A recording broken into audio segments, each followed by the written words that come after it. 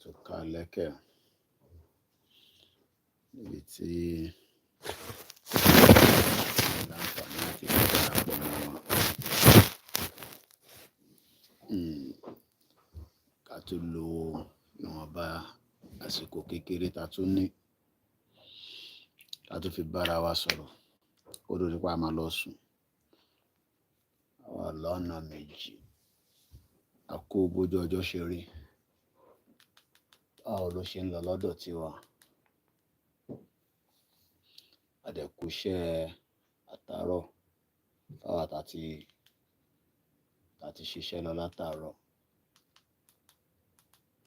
Mo kí ọmọdé, mo kí àgbàlagbà. Mo kí gbogbo wa pé ṣe láfíà ni a bára wa. A kú iṣẹ́, a kú bójú ọjọ́ ṣe rí. Ẹ káalẹ́ gbogbo wa lẹ́ẹ̀kan sí. Happy weekend. Weekend náà gan ó ti fẹ́ lọ mẹ́hẹ̀ báyìí. Ká tó ṣẹ́jú pẹ́kẹ́, weekend máa tán. Àbí kí lẹ ní mo wí?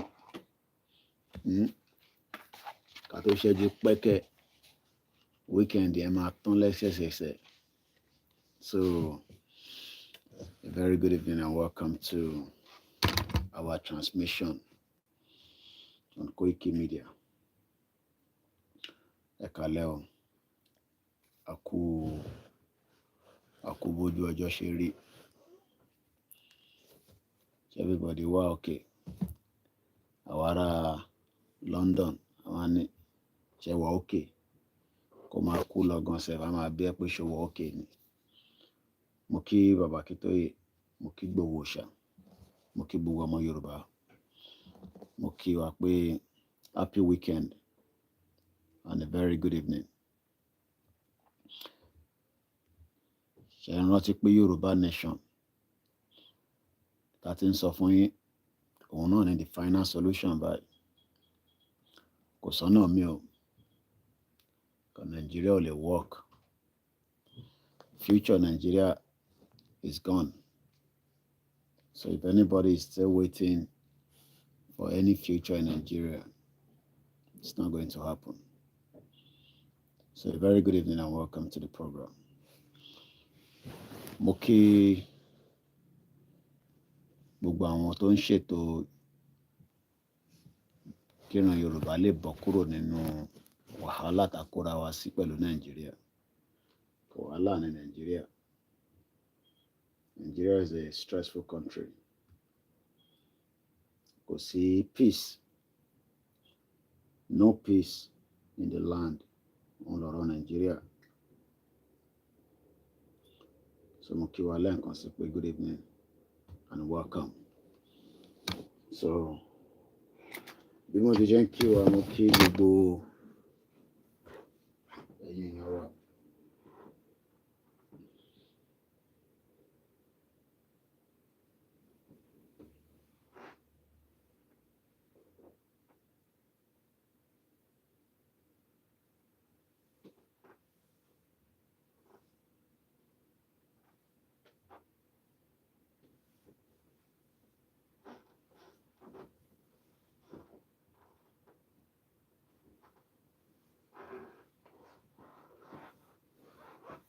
Oníkàkọ́ tó lé mo ní spare time díẹ̀ ti busy pa látàárọ̀. I've been very, very busy. I've been extremely busy since morning. Bọ́dà pé mo ní 1 hour tí mo lè fi kákọ́ fi enlighten ara wa. Ká tó fi gbára wa ní ìgbìyànjú, just like we do every time. So èmi náà wo gbogbo tó ń lọ látàárọ̀ ni. Ẹ máa níbo ni mo wà látàárọ̀. So I've been busy láti máa rántí pé family man. But iṣẹ́ kan tá gbé dání náà ni Yorùbá nation. A ní iṣẹ́ mi o. Only one job. That job is Yoruba Nation. So, and I'm using my phone to stream. So that means even though my phone land low, I can still get all my broadcast in. Hello, I feel everybody well. Báwo lọ́dọ̀ yín lọ́hùn? Ti gbọ́ oríṣiríṣi program látàárọ̀. Mo ti wà lórí news látàárọ̀. Mo dẹ̀ ti wo gbogbo tó lọ náà, from different platforms.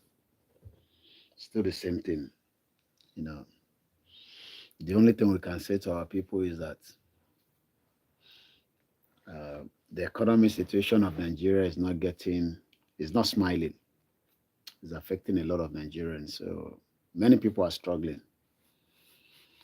But so many people still believe in that contraction. In Nigeria now happened to also. Last month, on ti kú lẹ́ni ní Lagos State, níbi tó ti ń lé mọ́tò. Tó bá yẹ pé ibi tí technology ń ṣiṣẹ́ ni. Plate number recognition ló yẹ kó kọ́ máa pick number mọ́tò. Why they send the ticket is ilé fún? Why they so fine? But in a country that there is no database, so a lot of you will become a prey. And that's the problem. It's very sad.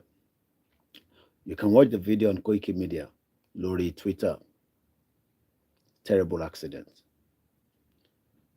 Gbogbo ọpọlọ ẹ ti ṣí kalẹ̀ báyìí. But mo ti follow brother wa tó kú náà ríṣiríṣi. Nigeria is just a lawless country. No respect for ẹni tó wà láyé. No respect for the dead. Yíyan bá kú Nigeria. Olúkálùkù ẹ̀kọ́ máa sọ tiẹ̀ ni. Terrible situation. I just pity my people that are on the ground. Ẹ̀yin Yorùbá lànà wa máa ń ṣe jù. Gbogbo àdẹ̀lẹ̀ máa ní ká shut up anyway. So every now and then you say, shut up. What's your problem? Leave us alone. Àbí nǹkan tẹ́ máa ń sọ kọ́ nìyẹn. So we want the best for you, but you guys don't want the best for yourself. That's the problem. So every now and then we are the one that our lemma accuse. Ekale Yawa Elizabeth Adesanya, Moki Grandma Woni, our grandchildren come back.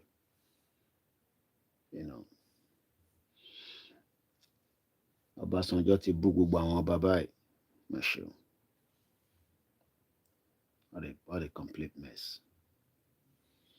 So much problem in the country. Ijaya Moke, my brother. Nigeria is a total mess. It's a messed up country. Messed up country. Moke gbogbo àwọn Koikimedia team. Lábá wa pẹ̀lú yín. Moke gbogbo yín pátápátá. Continue to support the platform so that we can be able to do more. Pẹ̀lú àwọn team wa. They're working around the clock. So, Moke gbowó ṣá. Èmi ò níṣẹ́ méjì o. Whether I am live, I am not live. Yoruba Nation làwa gbé dání. So taba come live is just to let people know that we are still. Ìjọ́ ò ló máa bọ́ sí. Everybody bá ti ready. A bọ́ sí at the appropriate time. So that's what I can say. The Kiruban medias were to ṣiṣẹ́ around the clock. It's not easy. Come on, jáde. Come on, educate àwọn being concerned law everywhere. Omi ti gbé gbogbo yín lọ ní Lagos State. Orí Sanwó-Olú tó ní kẹ́yẹ́ máa jìdọ̀tí sínú inú gọ́tà. Gbogbo àlẹ́ ń jìdọ̀tí sínú gọ́tà. So eventually a lot of you will be affected. So it's just too much problem. About that is up. One can shut up. Àwa gan ni ẹ wá sọ the target. Ẹ máa ṣe bí àtẹ́ pé mi mo bà Nàìjíríà jẹ́. Ṣé mi mo bà Nàìjíríà jẹ́? If Nigeria was working, we would not be where we are today. So it's not working. It's just a fact. And it is never going to work. It's as simple as that. Could it ever work? Kò sí bẹ́ẹ̀ ṣe lè sáré ẹ̀. Wọ́n fẹ́ kí Nàìjíríà kò ṣiṣẹ́. So àwọn tó di Nàìjíríà mẹ́ta lọ́wọ́ mo ti sọ fún yín. Àwọn governors yín, àwọn politicians yín, they are just a representative. Mo kẹ́gbọ́n mi Dizzy Man. Ọbásanjọ́ ẹ̀ ń tẹ̀lé sọ̀rọ̀ lé lórí anyway. So because at the end of the day, kí la fẹ́ sọ? We just say the same thing. We say the same thing. We say the same thing. And nothing is going to change. So, Abba saw the same thing. Nothing is going to change. Nothing is going to change. But everybody might get message. Everybody ló máa jẹ breakfast in Nigeria. Time to look at local máa jẹ ló yàtọ̀ ni. Time tèmi máa jẹ àti time tí wọ́n máa jẹ ló yàtọ̀. So economic wise, owó yín kò ní value. Sọ fún yín, ó ti di 1,200 lénìí. Owó ṣe, owó tó dàbí paper yìí. Ilé ò tẹ̀ smelling anyway. Please. Owó yẹn ti di tissue paper. Kò ní value kankan mọ́. Ó ti di 1,200 lówó nísìn. So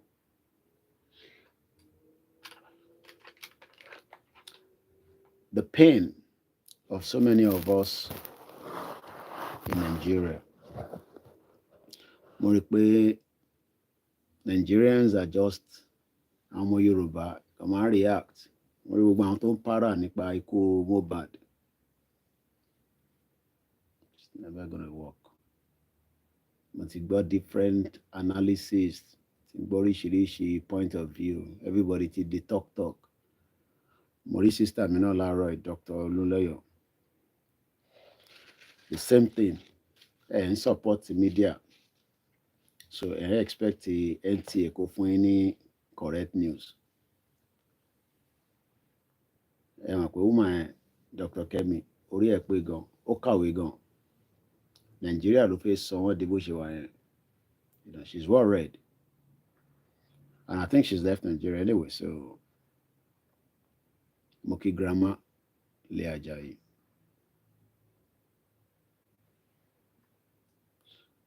Tó bá Sanjọ́ bá apologize kí lẹ́ máa ṣe fún? Ṣá máa lọ́nà lẹ́gbàá ni.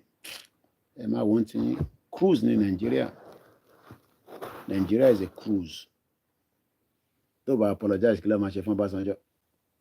Ṣá máa lọ́nà lẹ́gbàá ni. Tó bá Sanjọ́ bá apologize kí lẹ́ máa ṣe fún? Àwọn Biafra tí ń báṣẹ́ lọ wòtòwòtò. Follow Simon Ekpa tèmi. Pé wòtòwòtò tí ń lọ. Kí ló sọ níbí báyìí? Ní Simon Ekpa sọ nísìnyí.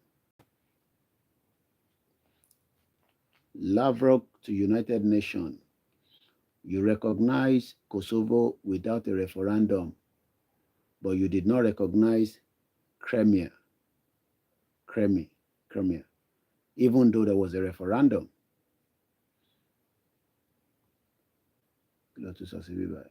We call to adhere to principles of international law, to respect the sovereignty of those countries that respect the people's right to self-determination, added the head of Russian diplomacy.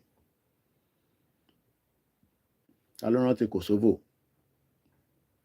Gbàrà àwọn títí náà ni.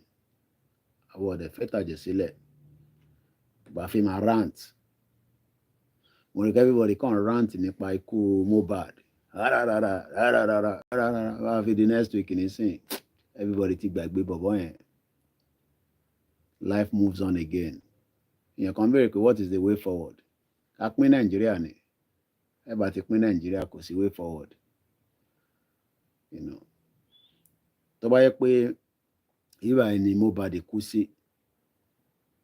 ìjọba ti ní process àwọn kan tó máa ṣe lẹ́sẹ̀kẹsẹ̀ ó ti ní process gbogbo ò ní láti ṣe máa pariwo ọlọ́pàá ò ní láti mọ tó fẹ́ ṣẹ̀ ṣe ó ti mọ tó máa ṣe torí òfin wà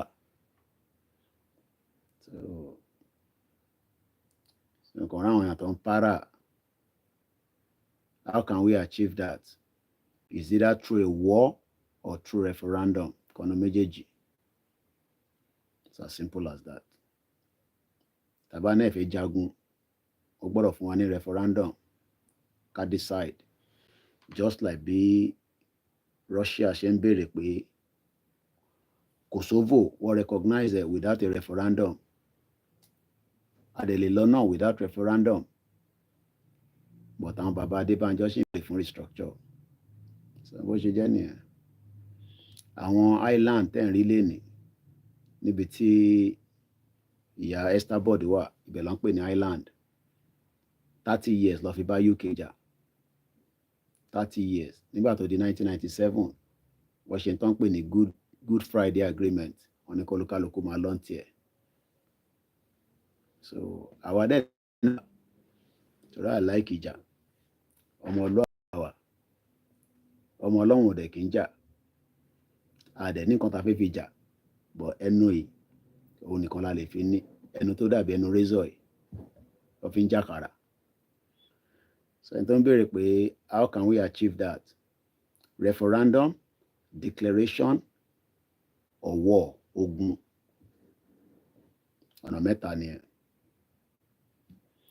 so àdẹ̀sìn àìtí exhaust ẹyọ kan tán délẹ̀ so ẹ̀rẹ̀ lè pè fógun nígbà tẹ́ ẹ̀ tí go through gbogbo necessary diplomacy negotiation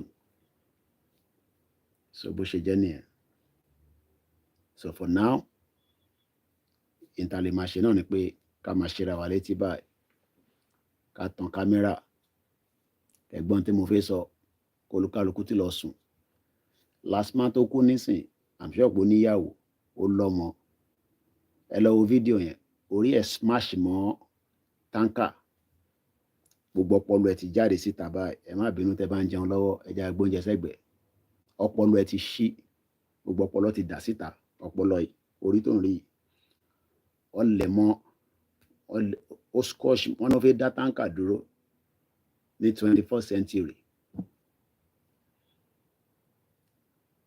ó fẹ́ dá táǹkà dúró so táǹkà yẹn bí a kò fẹ́ dúró fún ó kọ́ scotch orí ẹ̀ mọ́ bọ́dì ẹ̀ wá dá dúró síta orí ti gbá ó ti tẹ̀ orí yẹn ti smash ó ti fọ́ sí orí yẹn ti squeeze báyìí ẹ mọ̀ pé orí dà báyìí orí yẹn ti wá di pẹlẹbẹ but cameraman yẹn wá lọ sẹ́yìn ẹ̀ bọ́dì ẹ̀ sì dá wà báyìí but orí ti di papò ní 21st century.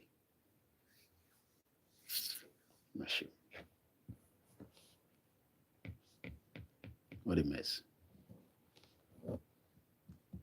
Ṣé ẹ kí VIO àbí last man lójú títì kó máa dá mọ́tò dúró kí ló máa cost wọn kí ló máa ń pè lọ́dọ̀ wa mo ń sọ fún wife mi ní alẹ́ ìmúṣẹ sọ fún nísìnyí mo ní ṣó mọ̀ pé ládùúgbò wa àwọn ọlọ́pàá wọ́n ń ṣe stop and search wọ́n máa ń ṣe stop and search ní random bọ̀wọ̀ bí mọ́tò náà dá ọlọ́pàá tó wọṣọ ó dẹ dúró ó wá náà dúró ọ̀bí bàbá ẹ̀wọ̀ ìtì ìbídà àti ìyá tó bí ẹ ní UK tó bá sá lọ gan sef tó bá máa fi dàárọ̀ làwọn máa mú ẹ ibi tí technology dé nìyẹn bọ̀ nígbà tí Nàìjíríà ò ní satellite tiẹ̀ satellite wa ni pé ká pe Jésù ká pànà bí á dẹ̀ pé àwọn oníṣẹ̀ṣe satellite ta ní Nàìjíríà nìyẹn torí satellite kà òun la ní because gbogbogbà ni I like church tó máa rí vision fún wa bọ́wọ́ tí rí vision ní Nàìjíríà títí di bá ṣe ń sọ̀rọ̀ yìí láti 1960 gbogbo mọ́ṣáláṣí gbogbo àwọn àfáà ńláńlá àwọn wòlíì ńláńlá àwọn sheik àwọn babaláwo àwọn oníṣègùn láti 1960 but wọ́n lè rí vision ní máa tiẹ̀ wọ́n lè ríran sí wa bọ̀wọ́ ríran sí Nàìjíríà láti 1960 bá lọ sórí social media ṣàdúrà níbí ṣàdúrà lọ́hùn it's very good but it's not the solution to our problems. Our problem is the country tó kó papọ̀ so kò jẹ́ kádùúrà yẹn kó connect débi tó yẹ kó dé ẹ wo àwọn bàbá wa yẹn Shehu Lagége Sheikh Adams ọdí aláàtàlá ni bàbá Ọ̀ṣọ́fà gbogbo àwọn bàbá yẹn àwọn bàbá ńláńlá yẹn ṣe fi pé wọ́n mọ direction bíi tí Nàìjíríà wà ní wọ́n mọ̀ náà every single one of them knows.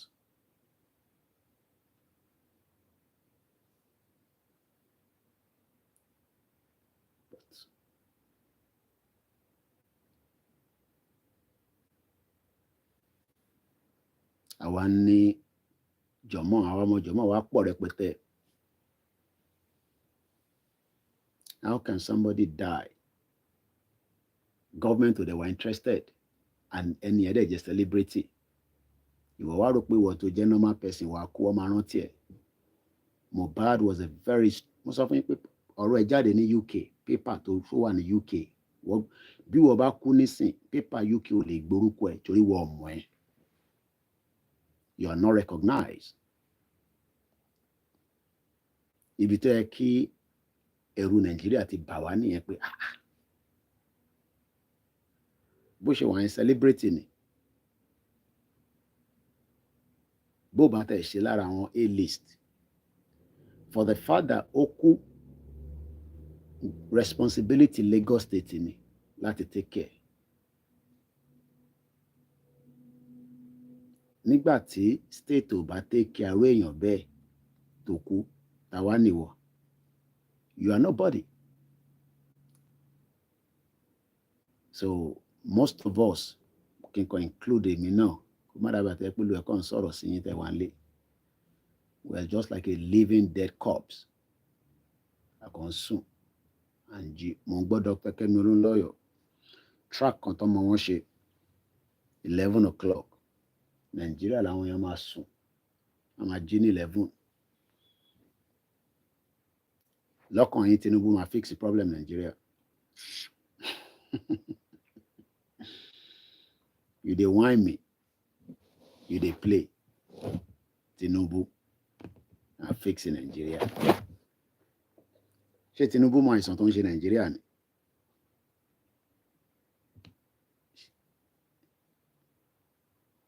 Bẹ́ẹ̀ ni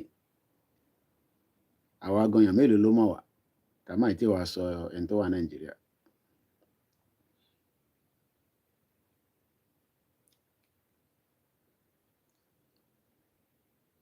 Láwọn Ọbásanjọ́ yẹn àdẹ́sì máa advice wa àwọn bàbá yẹn.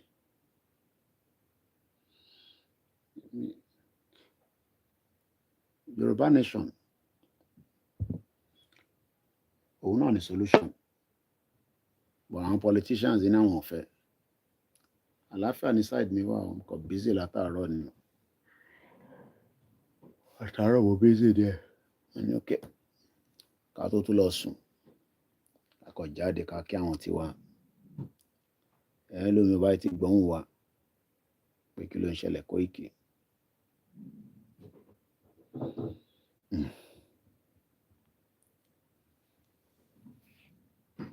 ìṣẹ́ wa mú gbogbo ilẹ̀ Yorùbá.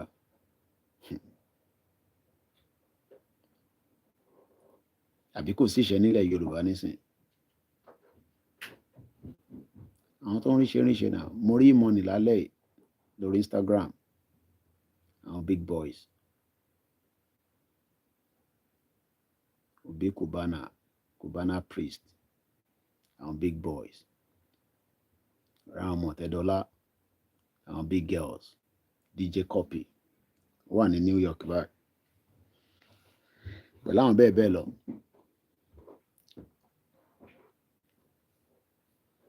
Ṣé mọ̀ pé ilẹ̀ ti ṣú ni, ṣé kí n máa pariwo ni? Àwa ní rules and regulations nílùú òyìnbó. Ilẹ̀ ti ṣú náà ní 11:30. Inú ilé dẹ̀ ni mo wà, so àwọn ọmọ ti sùn, a máa pariwo náà. Tí bá kàn mọ́ kọ́ra kàn torí pé ilẹ̀ ti ṣú ni. Mo ti fẹ́ lọ sùn gan ọkọ̀ tó wò pé àwọn tèmi ò tí gbọ́hùn mi látàárọ̀, kí ló ṣẹlẹ̀? Mo ṣe tó ní kí n jáde.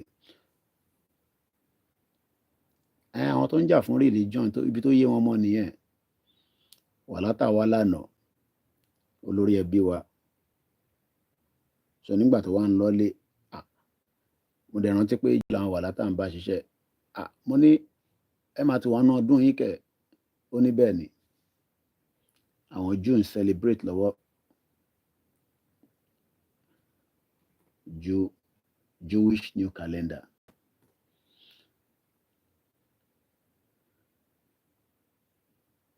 Shabbat and the Jewish holidays.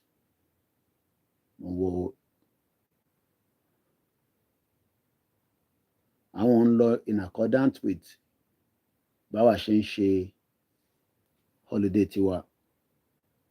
What are the Jewish holidays 2023? Ẹ jẹ́ ká sáré wò. This year in 2023, àwọn Jew, àwọn ará Jew ni mò ń sọ yìí o. Wọ́n kún níbi kan tó ń pè ní Stanford Hill. Tó bá débẹ̀ báyìí, àwọn fìlà orí wọn báyìí gẹ́gẹ́gẹ́gẹ́ ni.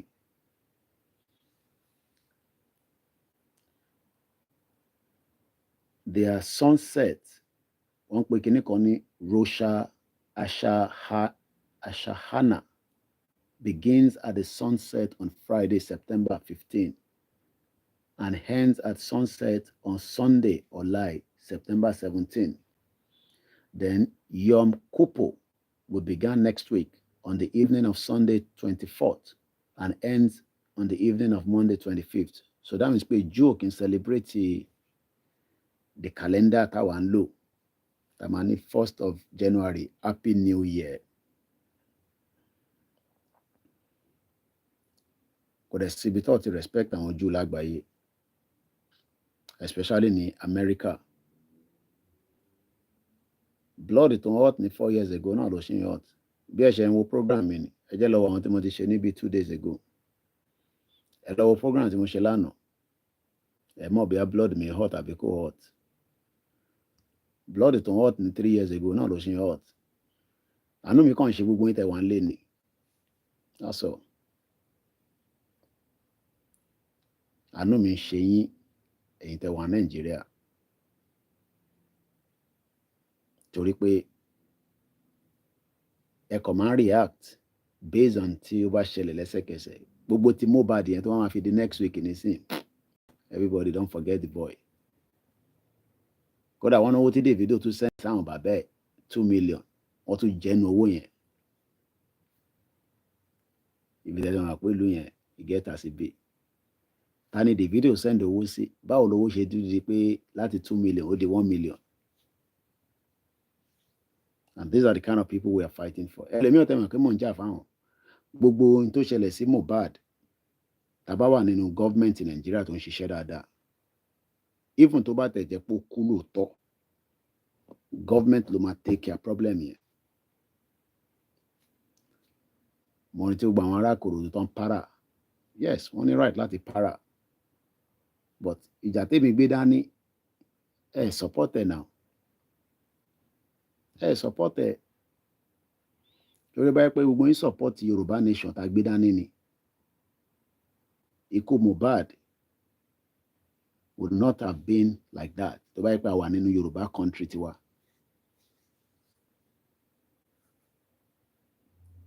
Bí ẹ̀mú tó ń ṣẹlẹ̀ ní London, incident kan ṣẹlẹ̀ níjọ́ Tuesday, wọ́n pè bìkan ní Peckham, ẹ ti máa gbọ́ Peckham.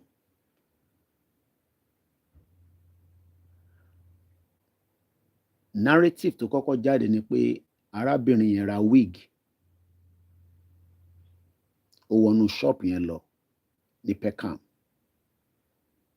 dúdú lọbìnrin náà.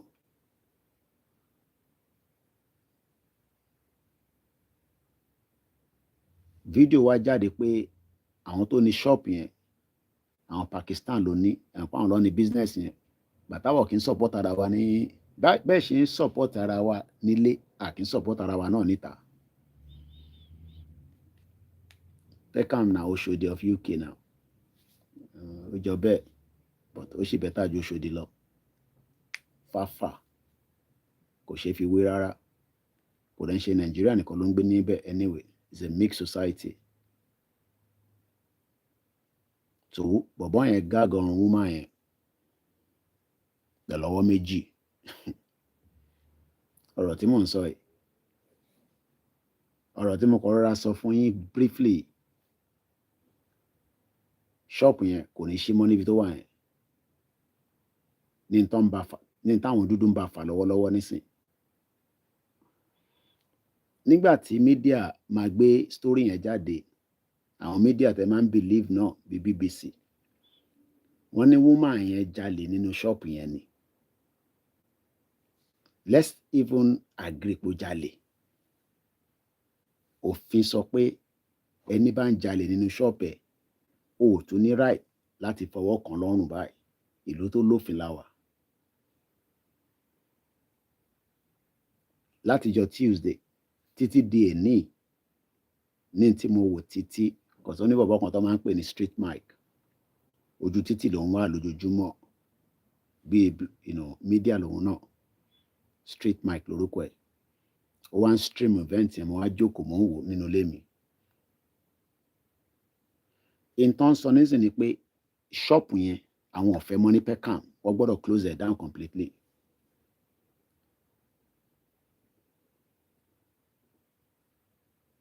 That is the power of multiple voices. But nígbà tẹ́mi bá gbé Yorùbá nation, tẹ́yìn gbé Nàìjíríà, tí wọ́n pa Mohbad, ẹ wá expect Nàìjíríà tẹ́mi sọ pé kò ṣiṣẹ́ kó wá react sí kú irú brother wa yẹn, ṣe rí pé kò lè make sense. It could be Mohbad lẹ́nìí, it could be anybody else tomorrow. So kí ló dé tá àjàjà yẹn délẹ̀ gbogbo wa? Àtàwọn gúrùpù tó fẹ́ Mohbad, àtàwọn gúrùpù tó fẹ́ Ìgbòho, kí gbogbo wa ká wá together ká sọ fún àwọn olóṣèlú wa pé enough is enough. But tí mo kàn rí ni pé àwọn set kan wọ́n fẹ́ Nàìjíríà, but Nàìjíríà ò fẹ́ wọn. So tí nǹkan kan bá ṣẹlẹ̀, ẹ wá máa react. 3 years làwa ti wà nínú campaign Nàìjíríà ò dá.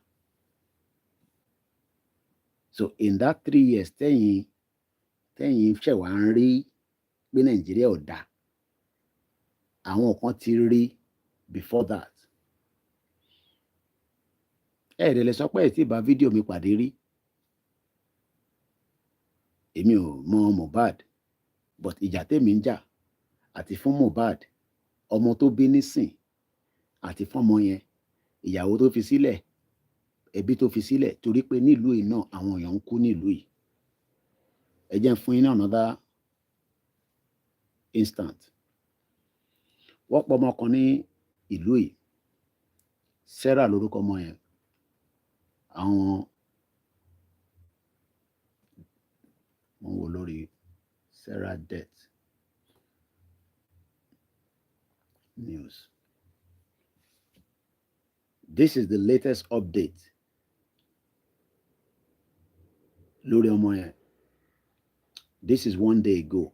Kódà ABS News òun ló gbé story yìí nísìn. But kí ló ṣẹlẹ̀ gangan ni pé wọ́n bá òkú ọmọ yẹn, ọmọ ọdún 10 nílùú lílo ọba tó níjòyè tó lọ́ba, wọ́n bá òkú ẹ̀ nínú ilé tó ti kú, ọmọ ọdún 10, ẹ pè ambulance, ẹ pè emergency, kí ló lè ṣẹlẹ̀? Mo kàn fún yín ní background story yẹn. ṣe rí ikú brother wa Mohbad yẹn, tó bá jẹ́ pé ìlú tó ń ṣiṣẹ́ ní Nàìjíríà, ẹ̀yin ò ní láti worry, ìjọba ló máa take responsibility investigation. Kódà bàbá ò ní right mọ́ as at the time tí government bá ti take responsibility. But mo sọ fún yín pé ẹ ní functioning government. Gbogbo yín kàn react, ẹ kàn react based on in tó bá ṣẹlẹ̀ ní moment yẹn. Tó bá máa fi di next week nísìn, ta ló rántí kú Dagrin mọ́? Kódà àwọn kan máa tó put it into different, kódà kó tẹ̀ jẹ́ pé cultism ló ń ṣe lóòótọ́, kó tẹ̀ jẹ́ pé drug ló ń ṣe lóòótọ́, even it doesn't matter tó bá máa ṣe, kò bá jẹ́nu ẹgbẹ́ lọ́wà, in tó bá ti mú èèyàn kó kú, ìjọba gbọ́dọ̀ take responsibility. But nígbà tẹ́ ẹ̀ ní government, ṣe bá ríwo táwa ń pa nìyẹn, ṣèbí tí mò ń sọ nìyẹn, in tí bàbá Akíntóyè ń sọ nìyẹn, in tí Ìgbòho ń sọ nìyẹn. Àwọn ọmọ Ìgbòho ò sí Nàìjíríà, ìlú òyìnbó ló wà. Ìjà tó ń jà fún irú àwọn ìjà báyìí náà ni. Tó bá dẹ̀ yẹ pé ẹni ká dúró pé kí Nàìjíríà kò work, that means pé òkú máa kú gan. So ẹ̀yin tẹ́ wá ń sọ pé Koiki fẹ́ gbógun wá sí Nàìjíríà, ṣe rí gbógun wà nù Nàìjíríà. Torí pé gbogbo tí mo rí pẹ̀lú ọ̀rọ̀ arákùnrin wa yẹn, èmi ò mọ̀ tó ṣẹlẹ̀ gangan, èmi ò dẹ̀ fi sọ pé nǹkan báyìí ló ṣẹlẹ̀. As far as I'm concerned, ó kú, ìyẹn lèmi mọ̀. Òkú ẹ̀kẹ̀rẹ̀ government ò take care, ìyẹn lèmi lè sọ sí. Bákan ló ṣe kú ni, wọ́n nà lẹ́gbàá ni, ojú gẹ̀lẹ̀dẹ̀ ni, ìyẹn ọ̀kan mi. But kò sí ìjọba lèmi dúró lé lórí.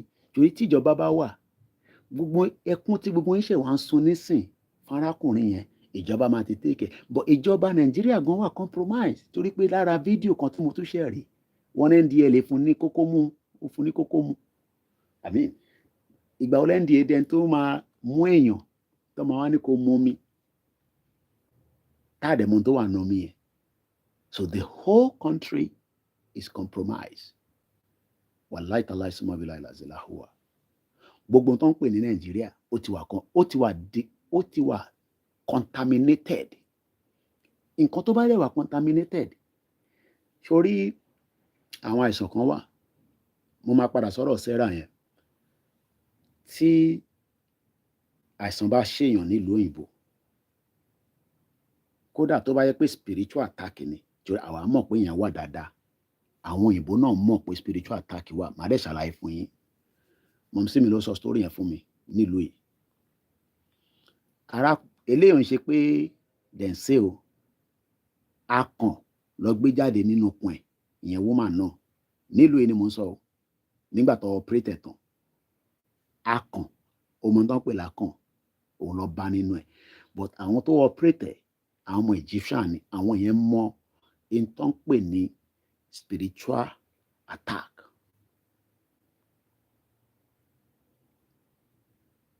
Ní UK ni mo ń sọ o. So but the first thing tó máa kọ́kọ́ ṣe ni pé tó bá sick, èmi ò ní pé Ọlọ́run ò lè gbàdúrà yàn látara ìṣẹ̀ṣe, látara Celestial, Kérúbù, Redeem, KICC. Wọ́n lè fún ẹ lómi mu, omi Zemzem, kárẹ̀ balẹ̀. Wọ́n lè gbọ́wọ́lé ẹ lórí, ìyẹn kọ́ ni mò ń sọ. But wọ́n kọ́kọ́ gbọ́dọ̀ lọ ṣe àyẹ̀wò fún ẹ nílé ìwòsàn. Ilé ìwòsàn ló máa try gbogbo tó fẹ́ try látara the medical part of things. Ìtọ́dẹ̀ máa kọ́kọ́ ṣe ni pé in tó bá ti bá pe GP mi nísìn, ilẹ̀ ti ṣú, á ní ilẹ̀ ti ṣú, á ní kí n pe 111 or alákàn, ó lè ní kí n pe 999.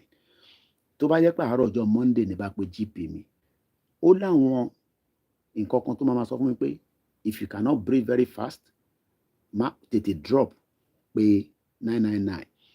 Now ẹni tó sick ní Nàìjíríà, expectation wa ni pé kó lọ sí hospital kó yẹ̀ wò, but nígbà tí kò tẹ̀ ní owó tó fẹ́ fi gbé rẹ̀ láti lé lọ sí Ìkòròdú General Hospital. Ṣé gbogbo ẹ̀yin tẹ́ ń gbé ní Ìkòròdú nísìn tẹ́ ń sunkún tẹ́ ń pariwo, ṣé General Hospital Ìkòròdú ń ṣiṣẹ́?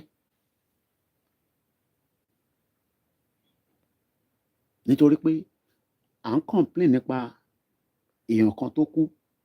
What about the rest of the Yoruba people tó ń gbé nínú Ìkòròdú? Ǹjẹ́ àwọn wà concern? So concern tàwa kò ń ṣe fún èèyàn kan, it's for everybody tó ń pè ní humanity. Tó bá wá lọ sí hospital níbí báyìí, tó bá dọ́dọ̀ GP, that's tó bá yẹ pé nǹkan yẹn ò tí mú ẹ mọ́lẹ̀, GP bá wá wò ẹ́ pé ibi báyìí kọ́ ló máa wá, lọ sí Queen Elizabeth, lọ sí St. Thomas, lọ sí àwọn bíi General Hospital tiwa náà níbí báyìí, Lewisham Hospital, North Middlesex, wọ́pọ̀ bẹ́ẹ̀ káàkiri. Tó bá wá débẹ̀, wọ́n wá bẹ̀ kí ló ṣe, ikùn ó kàn ń dùn mí náà ni, ọ̀dà. Wọ́n wá gbé ẹ sábẹ́ scan, wá ṣe MRI. Tó bá wá ṣe gbogbo ẹ̀ tó rí nǹkan kan, ìgbà yẹn ni ìwọ lè máa wá rò pé kó má jẹ́ pé spiritual attack. O lè wá consult àwọn tí Ọlọ́run tó fún ní ìmọ̀, torí pé Ọlọ́run fún gbogbo wa ní ìmọ̀ ni. Ìyẹn làwọn bíi wòlíì, àfáà, àwọn oníṣẹ̀ṣe. Àwọn á wá gbé yẹ̀wò from the spiritual realm, torí pé n tó ń ṣe yẹn kò ń ṣe physical being mọ́. N tó ń ṣe Nàìjíríà spiritual àti physical ni. N tó ń ṣe Nàìjíríà lọ́wọ́lọ́wọ́ spiritual and physical. Ẹ jẹ́ n padà sọ́dọ̀ Sarah, ọmọ tí mo ní wọ́n pa sínú ilé. Father of 10-year-old UK girl, Sarah Sheriff, among 3 charged with her murder.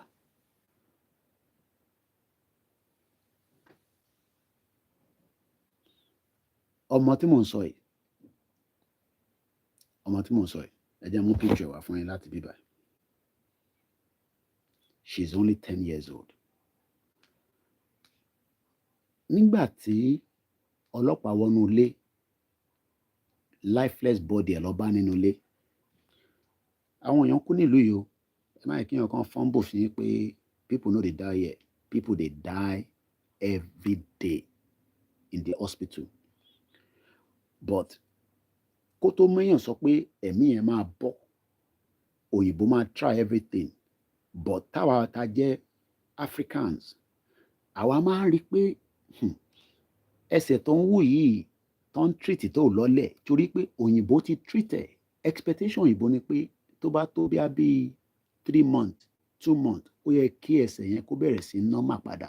Tó bá normal padà, ìgbà yẹn ló máa wá pé prophet ẹ̀ nílé. Ìgbà yẹn ló lè pé babaláwo, ó lè pé àfáà. But nítorí pé the consistent of those kind of people nísìn, àwọn náà ti wà compromise. So gbogbo tó ń bẹ nínú rẹ̀, kò wá ń ṣe gbogbo wọn, ẹ má ṣe mí gbọ́ o, but majority of them are compromised. Ó ti wà contaminated. Àwọn náà ti wá di Yahoo plus. Kò wá ń ṣàwátàwà nìkan níta ni o. Bó ṣe ń ṣe fẹ́yìn tẹ́ wà nínú ilé, bẹ́ẹ̀ ló ń ṣe fáwátàwà níta náà. But Ọlọ́run fún àwọn kan ní ìmọ̀, ó fún wọn ní agbára láti lè bẹ Ọlọ́run from the spiritual realm. Mo fẹ́ fi picture ọmọ ẹ̀wọ̀n yẹn ni. Ọmọ tí mò ń sọ yẹn lélẹ̀. Ǹjẹ́ èèyàn lè sọ pé nílùú òyìnbó, ọmọ tó dá báyìí lọ́mọ ọdún 10, ó wá bá òkú ẹ̀ nínú ilé. Stepmother, má rò pé ilẹ̀ Yorùbá nìkan ni ọ̀rọ̀ stepmother. Wọ́n mọ̀ pé a máa ń sọ pé ó fẹ́ yàwó méjì, stepmother kò dá, ìkà ni wọ́n. Àwọn kan náà ní bẹ́ẹ̀. Arákùnrin yẹn ò fẹ́ màmá ọmọ yìí mọ́. Màmá ọmọ yẹn ṣì wà láyé o. Gbogbo yẹn nísìn, council láti review kí ló lè ṣẹlẹ̀ débi pé wọ́n fún authority fún màmá ọmọ yẹn tó fi di pé bàbá ẹ̀ lọ gbé fún. Bàbá yẹn ti wá lọ fẹ́ ẹlòmíì, ṣe mọ̀ pé ó ti di step mother. Kí ló wá ṣẹlẹ̀? Àti step mother àti bàbá tó bí ọmọ àti bí uncle pẹ̀lú àwọn ọmọ tó kù, ọmọ yìí wá kú sínú ilé nílùú òyìnbó ní London. Well, sorry ni ó ti ṣẹlẹ̀, which is outskirts of London. Ó wá kú sínú ilé. Àwọn èèyàn wá ra ticket, ó wá sá lọ Pakistan. Wọ́n máa pè Koiki ṣe lè tún ṣẹlẹ̀ lọ́dọ̀ yín lọ́hùn ni. So in tó ṣẹlẹ̀ sí Mohbad, kọ́lọ́n fọ̀run kẹ́, gbogbo àṣìṣe ẹ̀ kó parẹ́, kó wà pẹ̀lú àwọn fámílì ẹ̀. Ìjọba ló ní òkú, ìjọba gbọ́dọ̀ take care òkú yẹn ni. Mo wá rí brọ́dà mi tó ti kú, ẹ wá ń ju òkú yẹn lọ báyìí, ìgìgì ẹ̀ ń gbé lọ báyìí. Kò sí ọlọ́pàá kankan tó tẹ̀lé lẹ́yìn, kò sí protocol. Odindi celebrity. So definitely ìwọ tó jẹ́ ordinary person tó bá kú okú tó ẹ̀ nínú Nàìjíríà, because ìlú tó ní value ni. And that is my concern. That is my concern. That is my concern. In tan torí ẹ̀ pariwo pé àní Nàìjíríà ò ń ṣe country. Mo wá rí everybody. Ẹ má play orin kinní kan ládùúgbò yìí mọ́ o, ẹ má ṣe kinní kan. Ẹ̀yin ò tẹ́ ẹ ní láti ṣe gbogbo yẹn. If it is a government that is working, government ló máa take care gbogbo yẹn fún yín.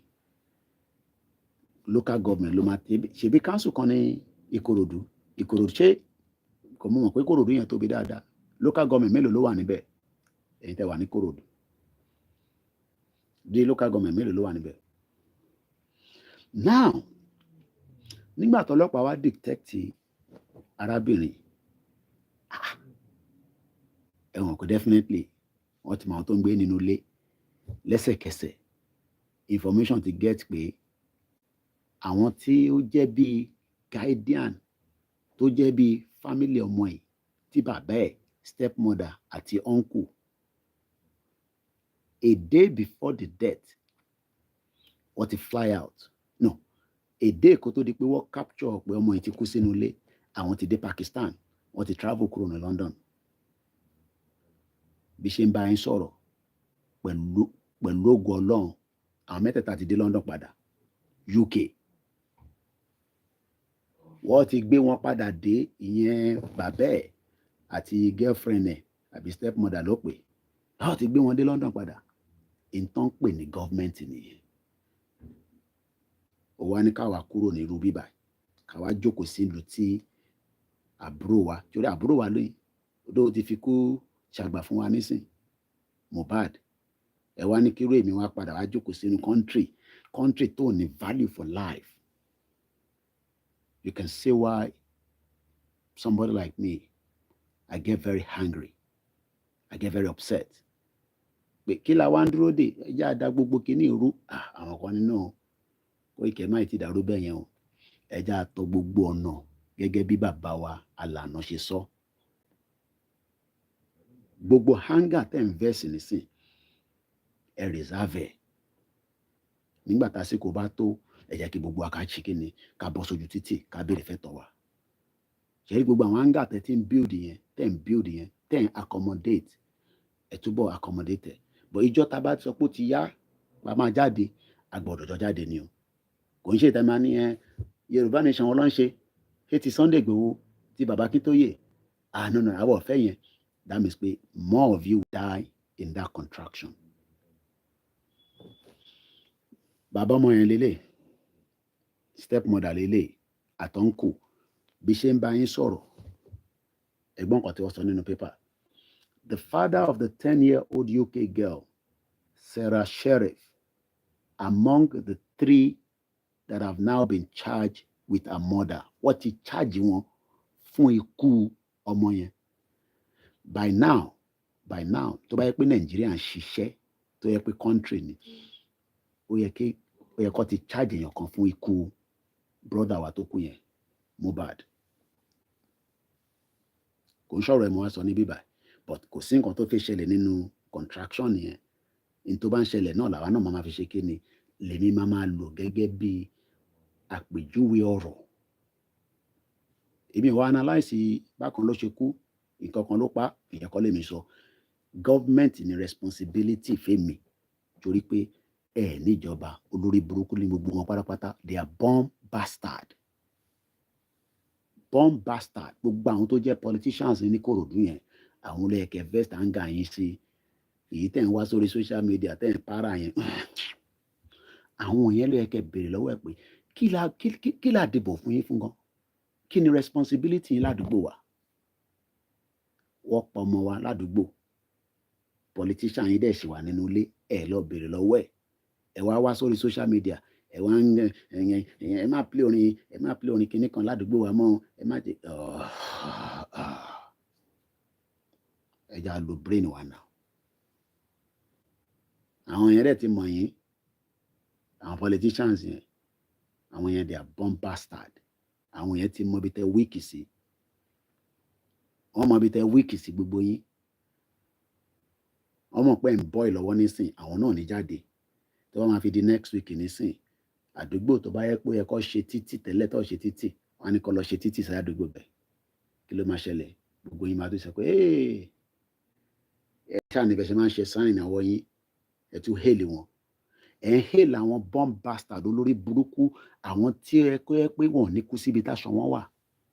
Torí pé ẹni tó kú yẹn nísìn, ẹ wo bẹ ṣe ṣe. No dignity for the dead.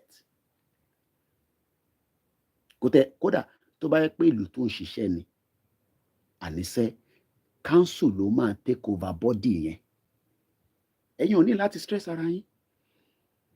Èmi wá náà ní government, ẹ̀yin the same people náà lè máa jáde, lè ń criticize àwa, lè ń bú wa. Kí lẹ rò pé mò ń jà fún? Ní tí mò ń jà fún náà nìyẹn. Because if Nigeria was truly working, mo ò tí ì rí comment látẹ̀kọ̀, ṣé kò sí local government ní Kòròdú ni? It is the job of the local government. The father and the stepmother and uncle, àwọn mẹ́ta àgbàlagbà, tó bá tẹ̀ jẹ́ pé ọmọ yẹn tẹ̀ ṣe mistake, ó sùn kò jí lóòótọ́, ṣó yẹ kó sá lọ sí Pakistan?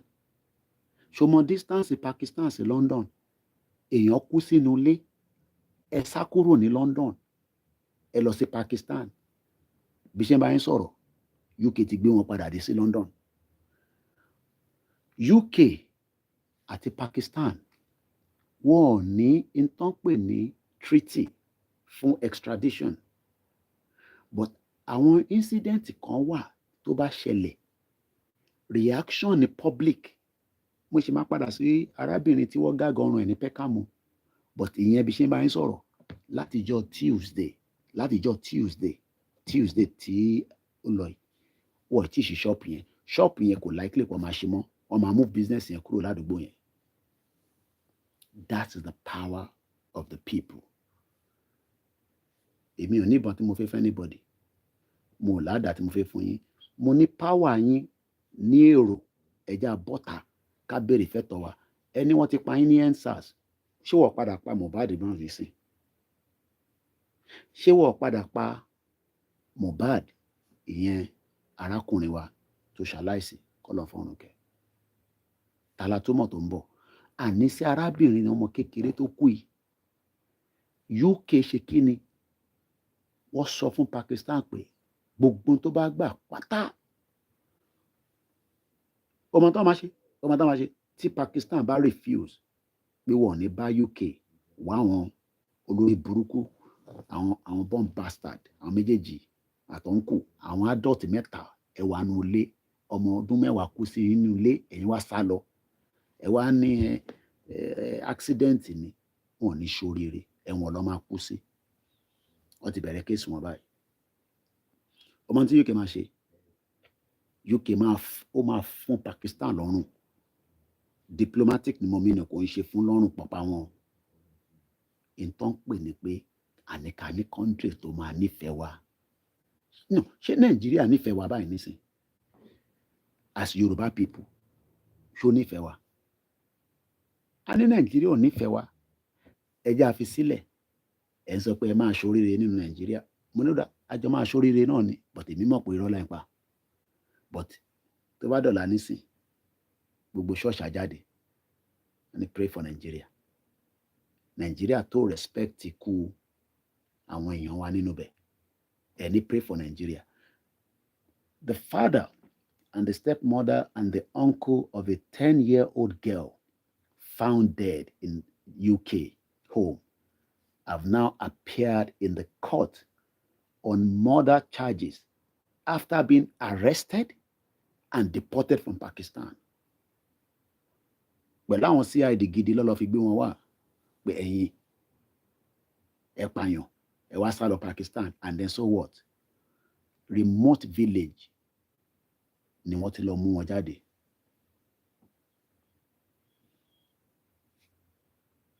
I feel very sad seeing these our brother that died. And I could see the pain in our youth. Ẹ̀yin kọ́ ni mò ń blame o, èmi ò blame ẹ̀yin.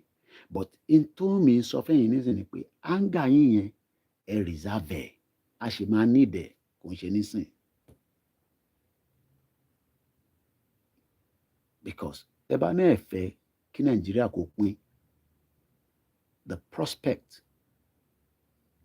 and that union tí gbogbo àjọ ń run bó ṣe máa mú effect wá sí. Okay now ṣé mọ̀ pé ikú Mohbad mo ka comment woman kan ó ní psychologically ó ti affect òun. That is how community is.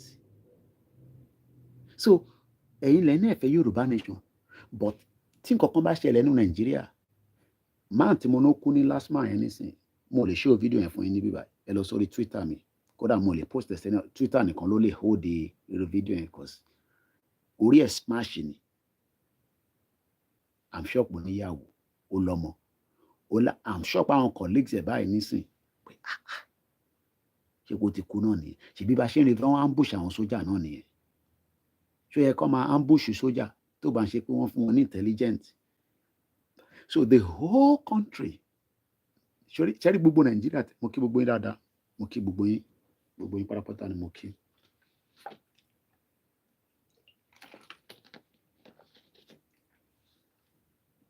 Aago 12 ti lù mo kí gbogbo ẹ̀yin ìyá wa gbogbo bẹ́ẹ̀ ṣe ń wọlé náà ni mo rí kọ́mẹ́ǹtì yẹn lọ́tún lọ́sì mo fi tọ̀wọ̀tọ̀wọ̀ mo fi tẹlẹ́dùmarè mo fi kí mo kí ẹ̀yin ọ̀dọ́ wa mo rí tíyàn kan ní speak English àwọn Yorùbá ni mo fi bá sọ̀rọ̀ tó pọ̀ jù lálẹ́ ìyẹn mo ṣe fi sọ English ẹ má bínú ẹ̀yin Biafra àti ẹ̀yin Haúsá torí ọ̀rọ̀ yìí ọ̀rọ̀ tó kàn àwọn èèyàn mi gangan ni mo ń sọ lálẹ́ ikú brother wa yẹn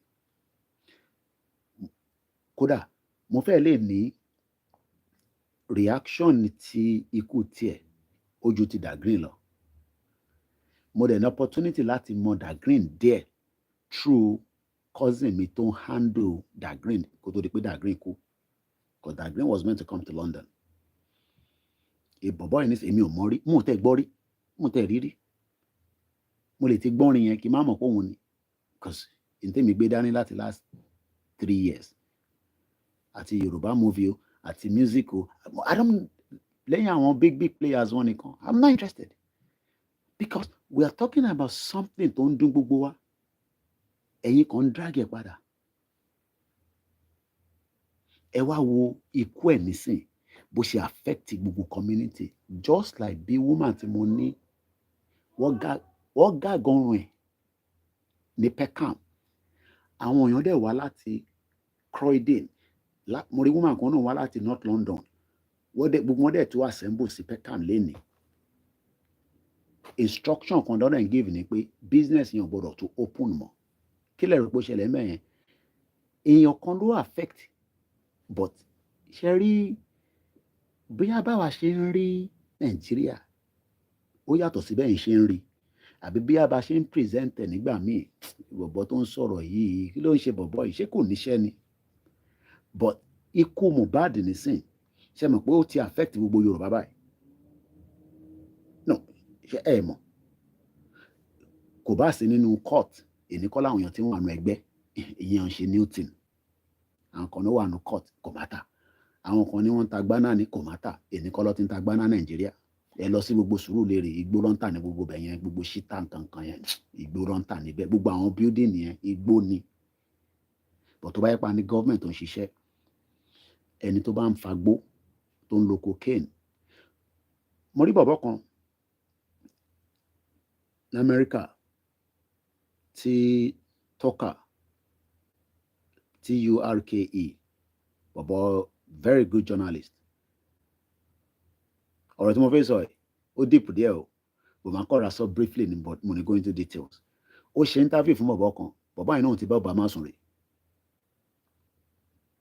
Àwọn tó bá ti wo interview yẹn, wọ́n á ti mọ ibi tí mo lọ. Kò ń sọ̀rọ̀ Obama ni mo gbé wá lálẹ́, but ibi tí mo fẹ́ lò ń bẹ̀ ni pé nígbà tí bọ̀bọ́ yẹn ṣe interview fún arákùnrin yẹn, ó náà ti lo cocaine dáadáa rí. Ó náà ti lo cocaine àti Obama, but ìyẹn kọ́ mo fẹ́ mú lò. Ṣẹ́rí èèyàn lo drugs tó bá yẹ pé wọ́n introduce ẹ̀ sí ni, ó lò fún torí ó ń ṣe music láti fi high, ó fẹ́ wà high. Government náà tún ló ní responsibility láti detox ẹ̀ kúrò lára ẹ̀. Mo ní sister mi kan tó ń ṣiṣẹ́ l'Amẹ́ríkà, 6 figure ló ń earn. Mo ní sọ state tó ti wá. Ó sọ fún mi, ó ní tí a bá gba Yorùbá nation, one local government, àwọn mẹ́ta, àwọn máa bring investors tó máa stone ẹ̀ ti New York ní standard. Mo ti sọ ọ̀rọ̀ ọmọ yẹn fún yín rí níbí báyìí. Young girl ni o, ẹ̀dí mò ń sọ ẹ̀. Ó fẹ́ràn Yorùbá pa. Tí bá wá bí pé, are you on your way to work? Kò gbọ́ Yorùbá lọ títí. And yes. A nítorí pé àwọn tí wọ́n ń lo oríṣiríṣi drugs táwọn láti tọ́jú, wọ́n ń dúró de òun, ọ̀gá dẹ̀ ni. So responsibility government náà ni. So èmi ò ní kẹ́ lo drugs o. But if for whatever reason you found yourself in there, a gbọ́dọ̀ tún ṣe kí ni, a gbọ́dọ̀ tún tọ́jú ẹ̀ gẹ́gẹ́ bí government. Mo wá ń béèrè lọ́wọ́ gbogbo ẹ̀yin tẹ́ wà ní Nàìjíríà nílẹ̀ Yorùbá pé ẹ̀yin tẹ́ ń lo gan sef, ǹjẹ́ máa ṣú ọ̀pẹ máa rí ìtọ́jú. Ẹ má fara wé àwọn olówó tó ń lò. Olówó tó ń lo àwọn kinní yẹn, inú air condition ló ń sùn, oúnjẹ gidi ló ń jẹ. Púpọ̀ nínú wọn dẹ̀ máa ń travel out láti lọ gbà tọ́jú. Ẹ jẹ́ ká wo Àrò nísìn l'Abẹ́òkúta. Èèyàn kan béèrè pé can Yorùbá nation be accomplished? Ẹ fẹ́ kí n sọ pé no ni? Mr. Don Bello, the answer is yes. But mo ti sọ pé it is not going to be a smooth process. Ọ̀nà mẹ́ta ni. But the answer is full yes. Ireland, gbogbo ń ṣàlẹ̀ mọ ìyá wa dáadáa tó wà ní Dublin yẹn, ìyá Esther Board. Níbi tí wọ́n wà yẹn, 30 years làwọn tó jagun níbẹ̀ tó fi kúrò lára UK. 30 years. So any Nigerian tó ń gbé ní Dublin or ní Ireland lénìí tó fi gbàwé, tí wọ́n máa ń sọ fẹ́yìn pé kẹ́ máa lọ pray, àwọn ará Irish jà láti jẹ́ kí wọ́n gbé bẹ́ẹ̀ ni. So àwa náà gbọ́dọ̀ prepare pé àwa ò wá fẹ́ jà nísìn torí pé ayé tútù yàtọ̀ sígbà yẹn, àti wà much more closer. Technology ta fi ń bára wa sọ̀rọ̀ nísìn wọn ò ní nígbà yẹn. So the only thing yes, we pray for God to help us, but we must help ourselves. We can continue to tell àwọn tó jẹ́ representative wa pé responsibility tí wọ́n ní láti listen sí nǹkan táwa fẹ́. They don't want to listen. Ṣé rí táwọn Yorùbá politician bá ti accept pé ká lọ àtàwọn ọba, ṣé àwọn ọba tó máa jẹ́ ká lọ náà ni mo sì máa ní kí n má lo èdè yẹn. Kí mo dẹ̀ nífẹ̀ẹ́ ìyá mi gan. Èdè yẹn ó fẹ́ fi pé Ọbásanjọ́ nísìn, mo nílò èdè yẹn.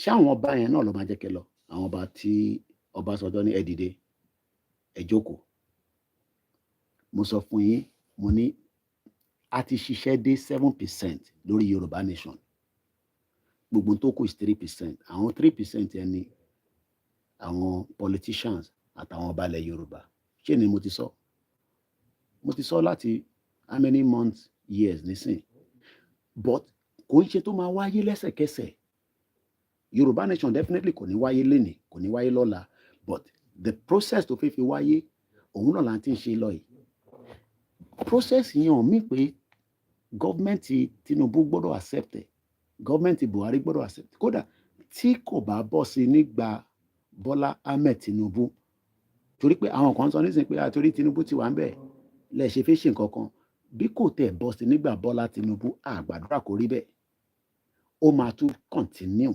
lẹ́yìn ìjọba míì ni mo fún yín ní ti Irish ẹ jẹ́ n tún fún yín ní ìlú mẹ́ta tó ti gba independent lẹ́yìn ìgbà tẹ́mi ti dé ní UK 25 years ni mo ti ń gbé nílùú yìí ìlú mẹ́ta dẹ̀ ti gba independent mo fi máa follow àwọn tó wà lórí platform ni mo ṣe gbé iPad yẹn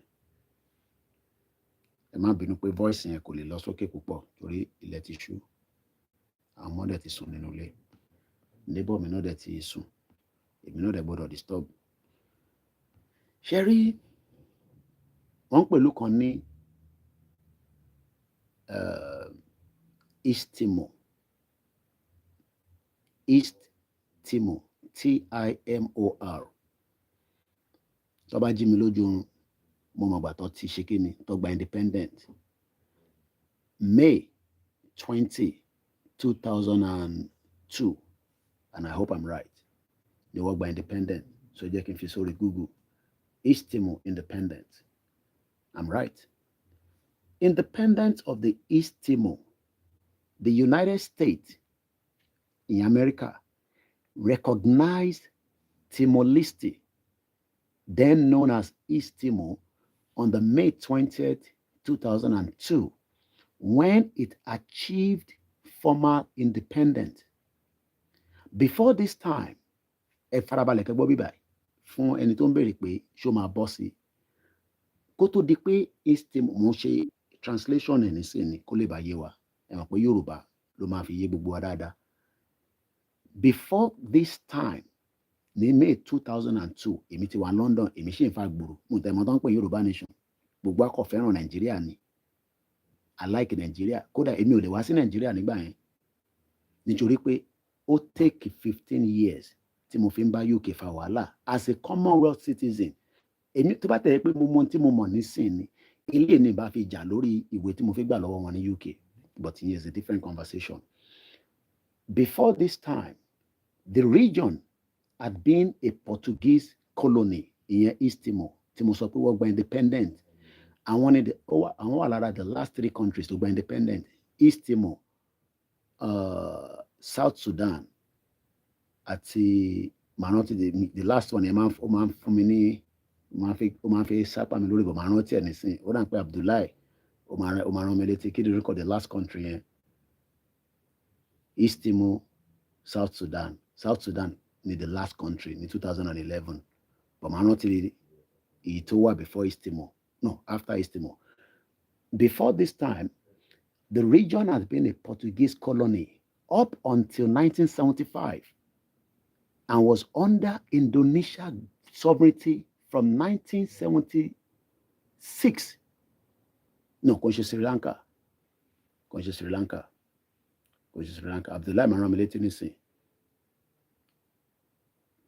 Ṣé mọ̀ pé East Timor yẹn wọ́n declare independent wọ́n gbogbo no kò ń ṣe 80 àmọ́ rántí mo kí gbogbo ẹ̀yin tẹ́ wà lórí ètò ẹ jẹ́ kí n lọ mo ń bọ̀ kí lórúkọ ìlú yẹn náà South Sudan East Timor àwọn bíi Eastern European country yẹn ni Eastern European country yẹn bọ̀ máa rántí ẹ̀ ó máa sápá mi lórí lẹ́ǹkankan ni so bọ̀ máa rántí ẹ̀ máa wọ̀rí ẹ jẹ́ ká máa sọ̀rọ̀ lọ East Timor yẹn mo sì fi lónìí sí anyway because East Timor yẹn ó ní kankan tí mo fẹ́ mú jáde níbẹ̀ kí ọba Elédùmarè àwọn èèyàn sọ pé Tinubu ò lè ṣe, èmi náà sọ bẹ́ẹ̀, but tí ọba bá kó sí nínú, ọba Elédùmarè kó sí nínú, ó lè ṣe the same thing tó ṣe tí East Timor fi gba independent wọn. Màá sọ fún yín bó ṣe gba independent. Ní 1975 wọ́n declare independent. Nígbà tó declare independent, wàhálà dé. In 10 days àwọn Indonesia military wọ́n gbógun lọ bá wọn. Wọ́n wá jà láti 1976 títí dé 1999. Kò ń ṣe Kosovo, kò ń ṣe Kosovo mà, màá rántí ẹ̀, kò ń ṣe Kosovo. Macedonia,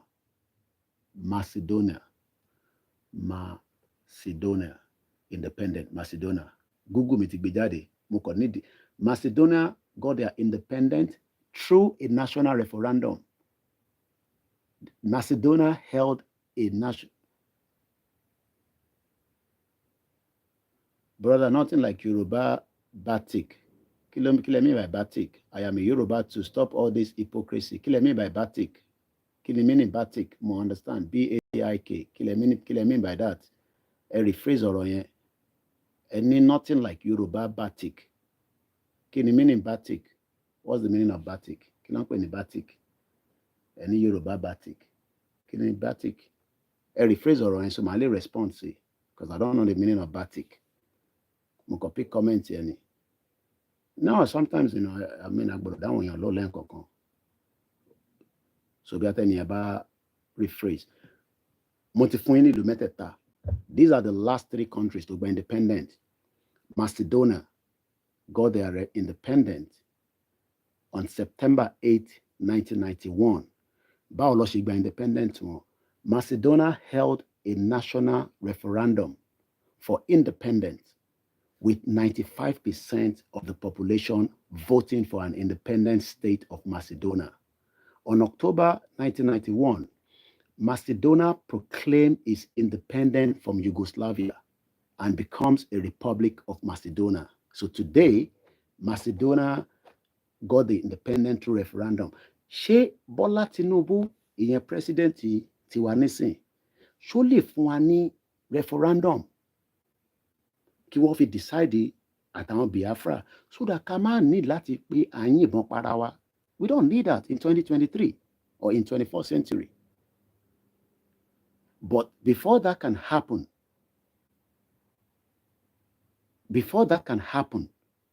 that referendum clause ó gbọ́dọ̀ wà nínú 1999 constitution. Because tí kò bá sí nínú 1999 constitution, it will be difficult for them to say ká lọ ṣe referendum. But like I said, nǹkan kan ṣẹlẹ̀ tó trigger ti East Timor. Your con it is a thief among them. Stop calling it Tinubu. Now, ẹ jẹ́ ká wá keep sórí ti and I need to remember this name all the time, you know, man. So jẹ́ kí n kọ sílẹ̀ because it won't take time kí n tó rántí. So let me just put it down. So at least anytime tá bá ń ṣe presentation here, Macedonia, September 1991, East Timor, May 20, 2002, South Sudan,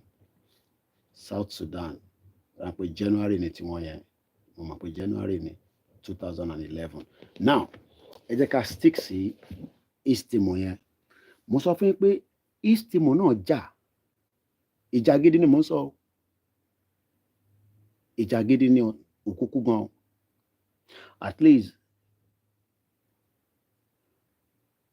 let's read the background a little bit so that a lè fún yín ní insight of how self-determination works. Wọ́n ní there are 6 local government in Ikorodu, Eshegoni.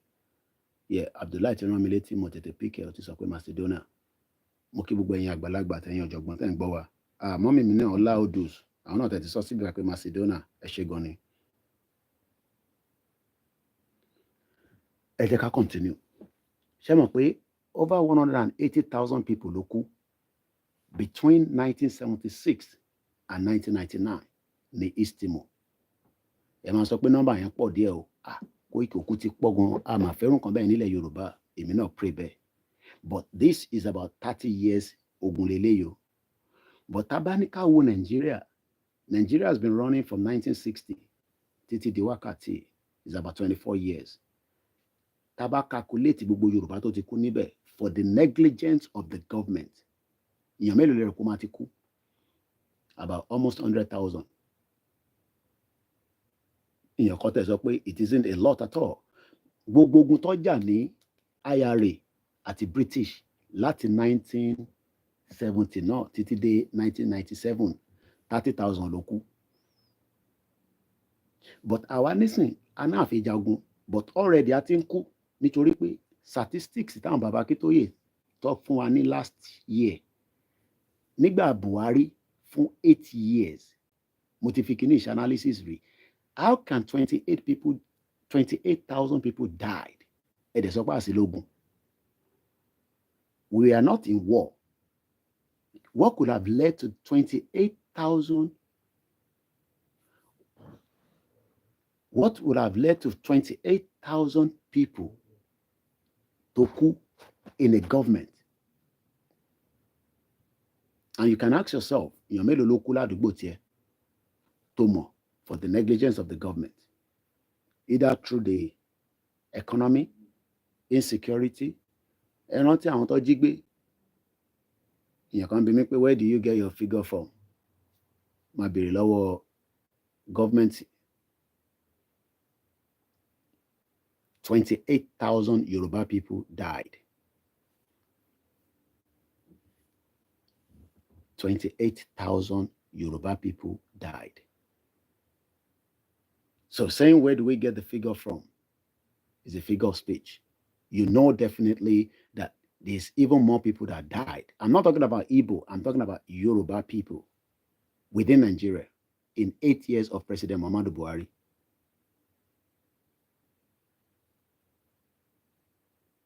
And we can even say that that data is more than that. And don't be Google. Let's come back again to the independent. Báwo ni East Timor ṣe wá padà gain independent? There was something that changed, which àwọn àgbàlagbà ẹni èèyàn ọmọ kékeré ẹ mọ bí tí igi máa gé sí, but àwọn sọ pé technology nísìn tí bá ní kó gégi yẹn ibi tí mo fẹ́ kó gé sí ló máa gé sí, but àgbàlagbà ní àwa la mọ bí tó máa gé sí.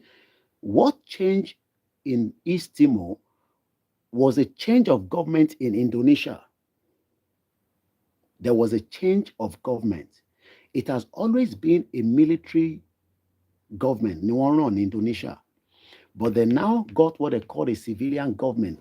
It was the president of the Indonesia, gbogbo tó lò láyé from the time tí ó fi jẹ president yẹn, tó fi reform in tó ń pè ní Indonesia. Indonesia is the largest palm oil producer in the world. Malaysia ní second. Àwa dẹ̀ la fún Malaysia ní seed. Ẹ wá ní Nàìjíríà máa ṣiṣẹ́. Ó bẹ́tà ká kúkú sọ pé kó explode. Ká lè start afresh. Indonesia is an Islamic country. Ẹ rántí? Population wọn ṣe kékeré rárá. Kódà wọ́n wà lára mint country. Ta ló mọ̀ tán pè ní mint? Mexico, Indonesia, Nigeria and Turkey. Turkey gan tí ń sọ nísìnyí pé àwọn máa pull out kúrò lára EU. It's another conversation for another day. Mo fẹ́ ká focus lórí ẹ̀hún pé Fẹlá ní keep your mind take away from the garden church mosque. Ìyẹn kọ́ là ń sọ níbí báyìí. Spiritual kìíní ẹ̀ nìyẹn. À ń sọ̀rọ̀ independent tí ìlú kan gbà. East Timor lénìí bí ṣe ń bẹ sọ̀rọ̀. Passport wọn tó bá ní ìwọ tó ń wò mí nísìn tó bá ní passport wọn tó fẹ́ ọmọ wọn tó ní passport wọn ò ní the visa wọ UK. You can spend 180 days in this country.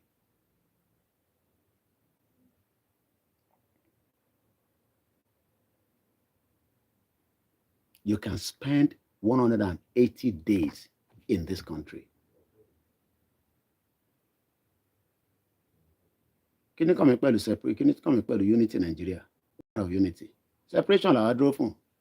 or bomb bastard unity. There's no unity in Nigeria. We can never gain unity. Because the unity in Nigeria. So if you're waiting for the unity of Nigeria, you're wasting your time. There will never be unity, progress in Nigeria. So we are for the separation.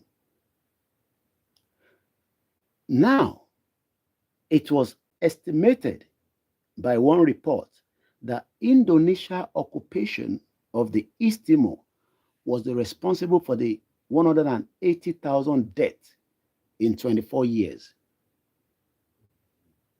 The human rights violations of Indonesian government resulted in the homegrown resistant movement pushing for independence. Kí ló ń fa homegrown resistant àwọn Biafra nísìn for independence? Is a question. Again, let me repeat that. Why did East Timor gain independence from Indonesia in Colombia with a question mark? It was estimated that the report by the Indonesia occupation in our military one of the East Timor was responsible for the death of 180,000 people in 24 years period. That led to what we called homegrown resistance movement. Kí ló ń fa resistant movement àwọn Biafra? It's because they don't believe in Nigeria anymore. Number one, genocide ìṣẹ̀lẹ̀ nígbà tọ́dọ̀ tiwọn. Whether the war was go this way or go that way, but we know that about 5 million of them died during the 1966, 67, 68, the 3-year war between the Biafra and the British government. British government, ló ń bá Biafra jà, kò ń ṣe Nigerian government. Nigerian government was just the proxy. And that's the same thing tó fẹ́ ṣẹlẹ̀ nísìn. I don't think Tinubu is going to Nigeria anymore to fight them. Ẹ lọ kọ sílẹ̀. Because America ti bẹ̀rẹ̀ sí operate drone base wọn ní Niger. So gbogbo pé wọ́n gbógun lọ Niger yẹn táwọn àǹfẹ́ yẹn, ẹ jẹ́ ká gbàgbé yẹn. It's not going to happen anymore. Because America already feels láti pe Niger ní coup. Mo kàn fi fún yín ní background pé, but France, wọ́n ṣì ń prepare for ogun. Information tá à ń gbọ́ ní Benin láwọn African country kan, wọ́n prepare láti attack Niger. But I don't think Tinubu really wants to attack them anymore. That's just my own perspective. What led to the referendum of the East Timor? Something changed when the government changed over in Indonesia. As much as ariwo tẹ́yìn pa nísìn, ẹ jẹ́ ká jẹ́ kí Tinubu débẹ̀. Tó bá débẹ̀, á ṣe nǹkan, á ṣe this. Èmi dẹ̀ sọ fún yín, mo ti sorry, mo ní, if Tinubu complete his term and this country does not fall apart, this country does not dissolve, Tinubu is the last powerful Yoruba politician to only compete with or not. I don't see any other Yoruba person in their politics of today. And power is returning back to the north after Tinubu.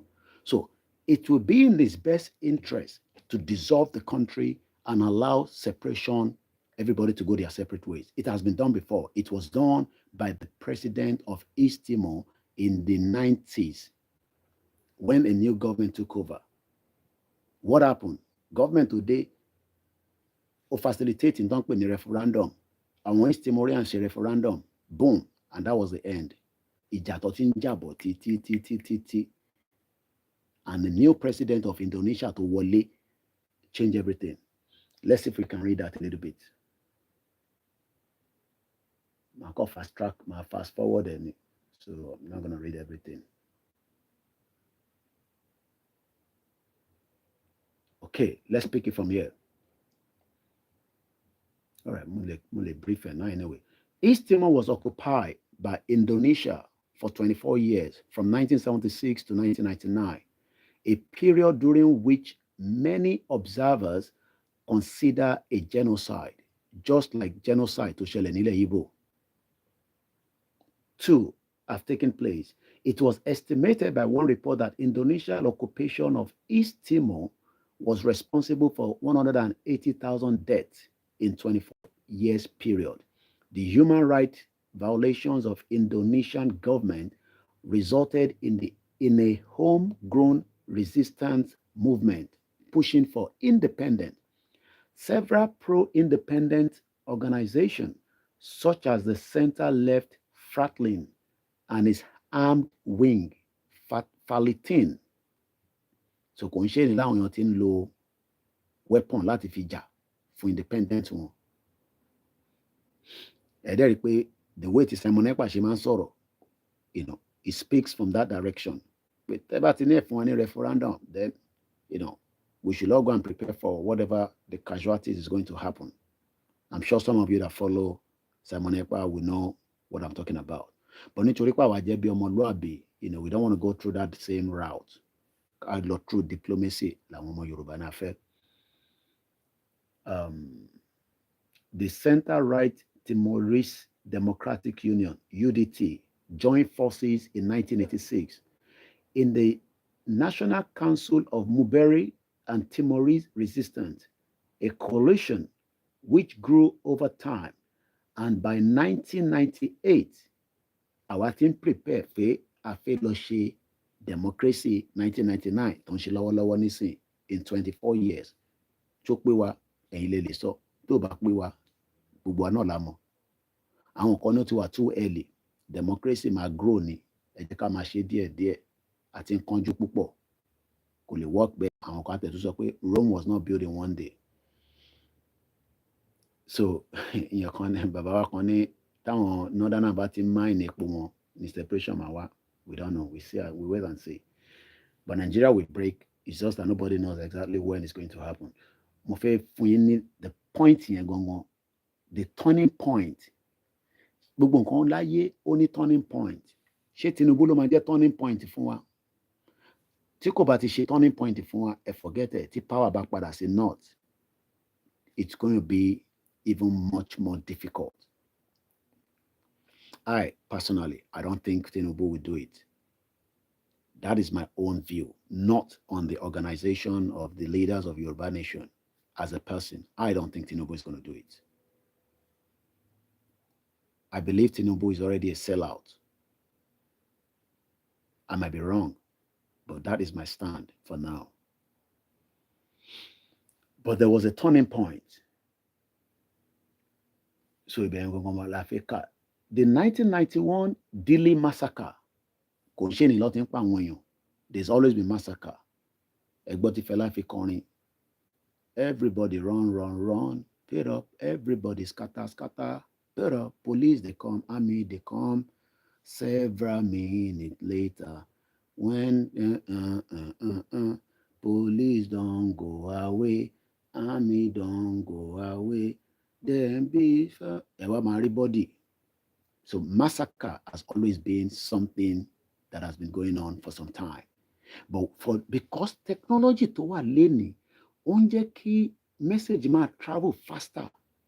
So in tí mo sọ níbí báyìí nísìn, wọ́n ń gbọ́ ní Sokoto, wọ́n ń gbọ́ ní Kano, wọ́n ń gbọ́ ní different places. So ó ń ṣí mind àwọn èèyàn.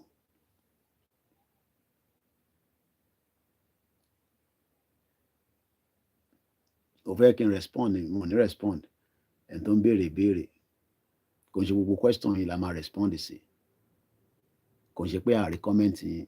Gbogbo question yìí kọ́ ni Ṣeun Òkínbalóyè máa ń rẹ̀. Kò tẹ̀ ń ka comment anyway. So ẹ tẹ̀ máa dúpẹ́ pé àwa ń bá yín sọ̀rọ̀ back to back báyìí.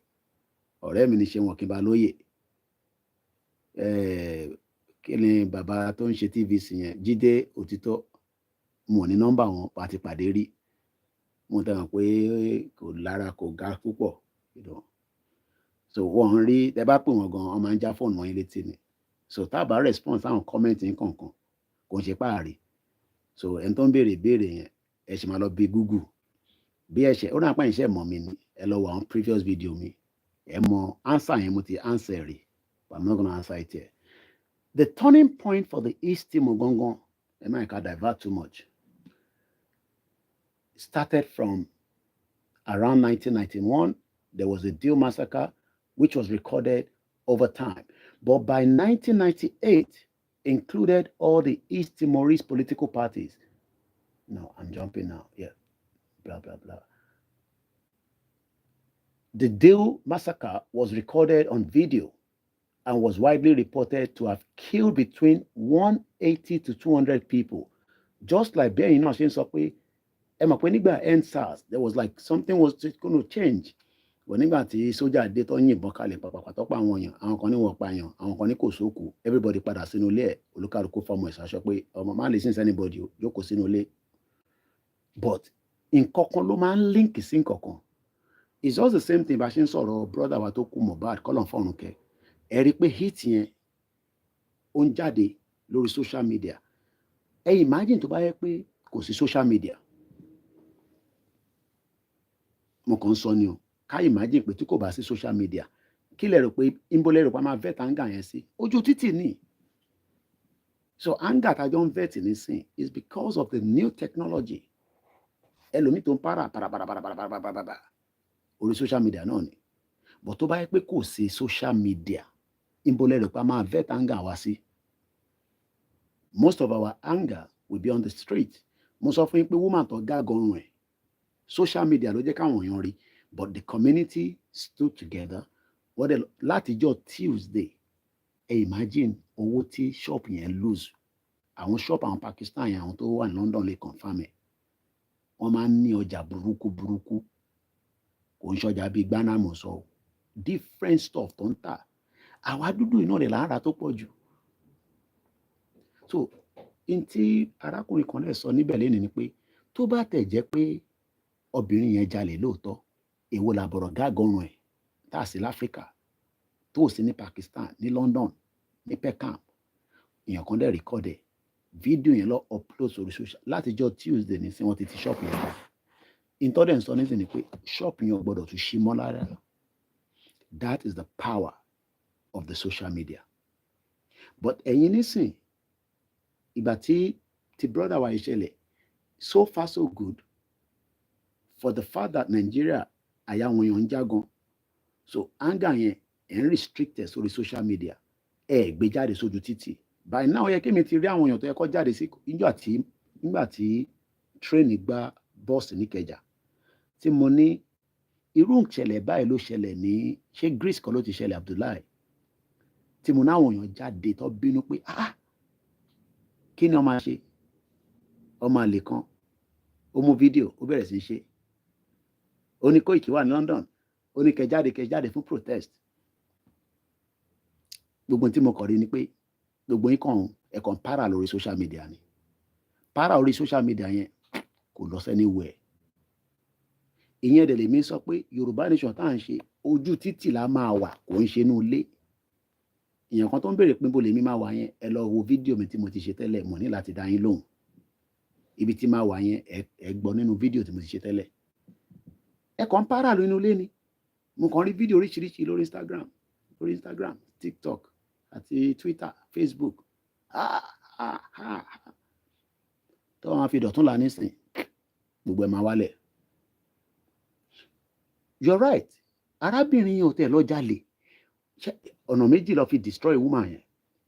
Wọ́n wá sínú shop, ó wá jalè. Just like bó ṣe ń parọ́ mọ́ brother wa tó kú nísìn. Because olúkálùkù kàn sọ tiẹ̀, ẹlòmíì tó mọ̀ náà kàn sọ jágbajàgba. Ìyẹn lèmi sọ pé my job is not here láti sọ̀rọ̀ lórí ẹ̀. Government ilé mi ń blame torí pé bomb bastard ni government. Any 6 local government ní Kòròdú, àwọn ló yẹ kó take care ikú Mohbad. But nígbà tó ṣiṣẹ́, wọ́n fund, wọ́n wà autonomy. Owó tó bá wọlé fún local government Ìkòròdú, ọwọ́ Sanwó-Olú ló wà. Sanwó-Olú bí ó ń jà fún yín ni, bí a chairman náà ti fi wára lé London ni, I don't know. But by now, tó bá jẹ́ pé lóòótọ́ nínú bí yín, ó yẹ kẹ́tẹ̀ ti gbé black card, kẹ́tẹ̀ lọ sí Ìkẹjà, kẹ́ lọ sọ fún governor pé ṣé mọ̀ pé governor yóò ti sọ̀rọ̀ lé lórí. Sanwó-Olú kò sọ̀rọ̀ lórí ọmọ Ìkòròdú. Ṣé mọ̀ pé Àbíkẹ́ Dábírí, ṣé mọ̀ pé ọmọ Ìkòròdú ni, kò ráyè tí yín bó ṣe máa tẹ̀lé Tinubu lọ sí London, wọ́n lọ sí New York lọ́la nísìn. Mo ti rí Rẹ̀mí Tinubu, òun ti débẹ̀ ahead. Ẹ̀yin ọmọ Ìkòròdú, ó yẹ kí ti lọ síwájú lé Àbíkẹ́ Dábírí, kẹ́ lọ máa kọrin níbẹ̀, kẹ́ lọ máa ṣe night vigil níbẹ̀, so that a lè respond gẹ́gẹ́ bí ẹni tó wá láti Ìkòròdú.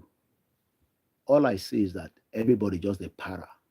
Mo ò dẹ̀ lè blame yín, wọ́n ti nà yín lẹ́gba rí, torí nígbà tẹ́ jáde tẹ́ni fẹ́ protest bẹ́ẹ̀ ní EndSARS. Gọ́ọ̀mẹ̀ntì kó àwọn èèyàn, èmi rí bọ́ọ̀sì yẹn ni, Lagos State bus, wọ́n dẹ̀ ń bọ́lẹ̀ nínú ẹ̀, wọ́n dẹ̀ wá attack yín. Bọ̀bọ́ kan má dáadáa ní, tí wọ́n ti persecute bọ̀bọ́ yẹn títí dé ní. Ṣé rí i pé that is the reason why I am saying that. Ṣé a ṣọ́ọ̀ pé Nàìjíríà ń ṣiṣẹ́? Ẹ̀kọ́ tún mú yẹn dání. Ẹ jẹ́ ká padà so East Timor yẹn mo fẹ́ fi ṣe example. Ẹ mọ̀ ká tí ń bá bọ̀, má gbàgbé ọ̀rọ̀ bí tá sọ̀rọ̀ dé. Èèyàn 190,000 kú in 24 years. Wọ́n gba independent wọn ní ẹni tó bí ní May 2002. Ó wà ní program yìí nísìn.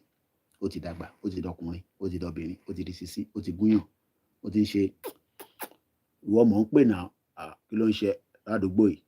Ó mọ̀ mí ni. Èmi ọmọ bàbá láyé, ẹ ti kàwé, ẹ ríṣẹ́, ẹ ti lọ yunifásitì. Ẹni tó bá bí ní 2002, how old ni nísìn? Ẹ sáré bá ń fi sínú comment section. Ẹni tó bí ní 2002, how old? But àwọn tó bí ní 2002 yẹn, wọ́n máa gbọ́ ìtàn pé àwọn bàbá wọn jà láti gba independent ni. Kí làwa náà ṣe nísìn? We pray that every one of us will see the Yoruba nation in our lifetime, so that the next generation kò ní kúkú ẹlẹ́yà tí government ò ní lè take care. 21 years old. Ṣé mọ̀ pé ọmọ tó bá pé 21 years old ní UK, tí kò bá ń ṣe ìlú yìí náà máa ń sọ pé àwọn kan late born, àwọn tó bá bí ní September, November, so àwọn máa ní 1 year delay láti wọ school. Normally ní UK, by 21, ó yẹ kó ti wà lẹ́nu iṣẹ́. Ó yẹ kó ti ṣetán ní university. Àbí mo wrong ẹ̀yin tẹ́ wà ní UK? Tí bá wrong, ẹ bá mi fi sí comment section. By age 21 years old, ó yẹ kó ti ṣetán ní university.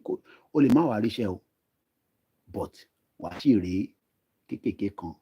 Ó lè jẹ́ iṣẹ́ tó fẹ́ ṣe bí aláwọn ọ́fíìsì ní Canary Wharf, ó lè má ì tí rí yẹn, wàá sì lọ máa ṣe check out.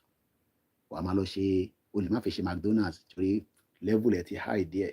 But tó bá yẹ pé wọ́n tó lójú tì, wàá lọ ṣe McDonald's torí wọ́n náà fi lọ wo Davido, ó fi lọ wo Wizkid, ó dẹ̀ fi ra bàtà, ó dẹ̀ fi ra perfume. But guarantee pé ẹni tó bá ṣe tán nílùú yìí, in 3 years ó gbọ́dọ̀ ríṣẹ́. Ara àwọn tó wà níbí báyìí nísìn tó ti ṣe tán láti 5 years ago, àwọn parents yín ló ṣe ń sponsor yín. Ẹlòmíì ò lè dàgbà lé láàrin yín báyìí. Mo sọ fún yín pé èmi ò hate Tinubu, but mo expect pé kí Tinubu provide ilé tẹ́ máa gbé. Ìyẹn kan tẹ́ sọ pé McDonald's pays good money. So our fight is not with Tinubu as a person. Our fight is for the structure. Ntí bàbá kí tó yẹn sọ ni pé structure Nàìjíríà bóyìnbó ṣe dá sílẹ̀, wọ́n prepare pé kó ṣiṣẹ́ fọ́mọ Yorùbá.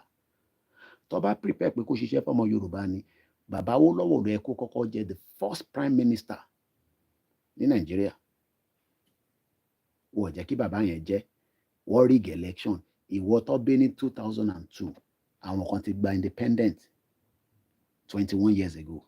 Ìwọ wá ń bẹ̀ mí pé ṣó máa bọ́ sí? Ṣe rí pé ọ̀rọ̀ yẹn ìgẹ́ta síbi. Báwo ló ṣe bọ́ sí yẹn gangan? Ibẹ̀ la ṣe ń lọ. Mo kọ̀ láti máa ṣe analysis yẹn kó lè bá yé wa. Eléyìí ò ní kankan ṣe pẹ̀lú à ń lọ mọ́ṣáláṣí lọ kírun, Obama kìjọ mọ́, Obama kì í dákí. Eléyìí ò ṣe pé àwọn KICC ò kí ń lọ sí Redeem ò ní lọ sí Sẹ̀lẹ̀. Àwọn ní mọ́ṣáláṣí tẹ̀lé kírun anywhere. Allahu Akbar, ó bọ́ síbẹ̀ ó ṣàlàlọ́ kírun lọ tiẹ̀ ní. Ìyàn mi kò máa bá wọn jẹ́ jọmọ́ ọ̀bẹ àbí ó máa jẹ́ mẹ́mbà ọ̀bẹ. We are not talking about religion now. We are talking about the future of the Yoruba people now. Future yẹn lèmi ń sáré fún, kò ń ṣe ràtìràtì Nàìjíríà mọ́. So Àbíkẹ́ Dábírí, ó yẹ ìtẹ́tẹ́ ń fẹ́ tán, ó ní Twitter handle, ìbẹ̀lẹ̀ kẹ́ kó sí. Ẹ máa lọ kọ́mẹ́ǹtì mọ́ bẹ́ẹ̀. Mo ti fún yín láì dé àníṣìyàn. Ẹ lọ máa ju kọ́mẹ́ǹtì síbẹ̀ fún gbogbo èèyàn ọmọ Ìkòròdú. Ó ní Instagram, ó dẹ̀ ní Twitter, Àbíkẹ́ Dábírí, ọmọ Ìkòròdú ni. Kí ló sọ sí ikú tó ṣẹlẹ̀? wọ́n fòwú gba létí kò mọ tó ń lọ, and I know her very well. Ó mọ̀ mí dáadáa. Àbíkẹ́ Dábírí, she knows me very well. Ó ti bẹ̀ mí rí ní Nigerian High Commission tó fi bára wọn jà nínú bẹ̀ tí mo ní rìkọ́dì rẹ̀ tó ní kí n jọ pé eléyìí gbọ́dọ̀ jáde sí títì o, nígbà táwọn Kanúkù táwọn yẹn fi bára wọn jà tó ń jà nínú embassy. Wọ́n fi jẹ́ chairman ni chairman lọ́ fi jà wọ́n ń jà. Tí mo tẹ kámẹ́rà báyìí ó sẹ́ǹsì báyìí ó ní Koiki ó náà gbọ́dọ̀ gbé nǹkan tó ń ṣẹlẹ̀ nígbà jáde. So let's go back again. Now, nígbà tí wọ́n pa àwọn èèyàn ní 1991, ìyẹn massacre tí mo ló ṣẹlẹ̀ ní East Timor, that was the turning point. Ṣé rí turning point in Nigeria? Nígbà tó ti pa Indian SARS yẹn, lára turning point náà ni. The massacre is just too much in Nigeria, and it has to stop. The 200 people was a turning point for independent causes. So, what is going to be our turning point? At what point in Nigeria, at what point are you going to say, you know what, you know the work?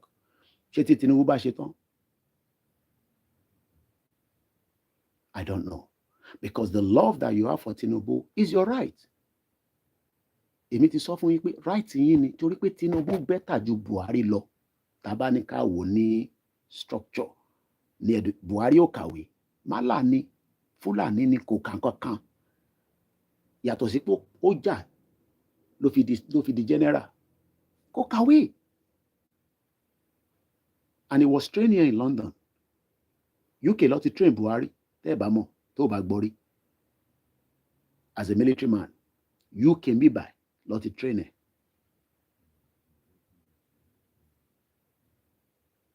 So the question is, at what point yẹn gangan ni gbogbo ọ̀ tí mọ̀ nísìn tí gbogbo a máa fi react? Ṣé tí Tinubu bá ṣe tán ni lẹ fi react? Àwa náà wọ̀ lè dúró dìgbà yẹn. But ẹ̀yin tẹ́ fẹ́ràn Nàìjíríà, at what point gangan? So in tó ṣẹlẹ̀ ní 1991 tó pa àwọn èèyàn ní massacre was a turning point for the independent cause. Publicity about the atrocity stimulated the emergency of an East Timor solidarity movement in Portugal. Àwọn ìlú tó ti bẹ̀rẹ̀ movement ló ń sọ yìí o. Báwa náà ṣe bẹ̀rẹ̀ movement ní London, bó ṣe bẹ̀rẹ̀ l'Amẹ́ríkà, bó ṣe bẹ̀rẹ̀ ní káàkiri, because nǹkan kan ló trigger. Kí ló trigger? Bàbá Akíntóyè lọ sí UNPO, wọ́n dẹ̀ jáde, àwa kan dẹ̀ rí fídíò yẹn pé èwo tún lè léèkẹ́, èyí dà ń pé lè fi dájú the structure táwọn Afẹ́nifẹ́re gbé dání sọ́wọ́, and we bought into it. That was the turning point. The real turning point was when Igboho now also joined. Because a lot of people gbọ́ nígbà tí bàbá Fáyọ̀ Adébánjọ jáde. Èmi ti ń sọ̀rọ̀ kó tó di pé àlàyé Igboho ṣá, kó tó di pé òun wá dá sí. Igboho dẹ̀ connect pẹ̀lú mi while I was speaking. Nígbà tó pa Tolúlọpọ̀ Arótilé, mò ń sunkún, mò ń yọ mi yúdú àìníwá. Ó náà kàn wò lórí fídíò ní pé tátó lélẹ́ẹ̀kẹ́. He called into the program and the rest is history. Àwọn kan ní mi mọ̀ fa Ìgbòho wọnú Yorùbá nation pé Fúlàní ló ń lé tẹ́lẹ̀. Nǹkan kan kọ́ ló máa jẹ́ turning point ni. Nǹkan kan ló máa jẹ́ turning point. So the turning point of Yorùbá nation tá gbé dání was Olóyè Dr. Sunday Igboho. And that turning point was from Igangan. Nígbà tó pa bàbá wa, ẹ̀gbọ́n wa, Fatai Aborode. That was the turning point. And from that day, títí wákàtí, expectation àwọn èèyàn ni pé kí Igboho sọ pé òun ṣe Yorùbá nation mọ́. Kò dẹ̀ lè possible. Because Igboho have said that Ọlọ́run ló lẹ̀mí òun. No retreat, no surrender. Ó máa bọ́ sí lọ́dún méjì ni, next year ni, ọ̀la ni, èní ni. We remain in it until they send the email info@koikimedia.com. We take it from there. info@koikimedia.com. Or they lọ sórí website me, and send message direct láti orí website me, koikimedia.com. So in everything in life, nǹkan kan máa ń jẹ́ turning point. Turning point Tinubu ni pé òun ló kàn, ó ní èmi ló kàn. ṣé kò kàn lóòótọ́ ni ó gbé Buhari wọlé ó náwó ó ṣe wàhálà ó convince gbogbo ọmọ Yorùbá pé ká vote Buhari ṣé mọ̀ pé Buhari fẹ́ jẹ Tinubu lẹ́sẹ̀ olórí burúkú Buhari yẹn dead or alive born bastard because Buhari fẹ́ lo Ahmed Lawan òun gangan ló fẹ́ lò so ó fẹ́ yọ chia kúrò lẹ́sẹ̀ Tinubu kí Tinubu lè ṣìdí kó lè ṣubú wálẹ̀ Tinubu ti wá rí pé wèrè ni bọ̀bọ́ yìí eléyìí tèmi fún lóúnjẹ tí kò rí ṣe Ahmed Lawan ẹ ṣé gan ni. So in life there will be a turning point and that turning point means that Tinubu says èmi ló kàn wàláì tó bá yẹ pé Buhari try nonsense ní primaries yẹn tó lọ try nonsense tó lọ pushi Ahmed Lawan wọlé ìyẹn làwọn kan fi sọ pé a support Tinubu pé torí ẹ mọ̀ because àwọn ò mọ tí Tinubu gangan gbé dání sọ́wọ́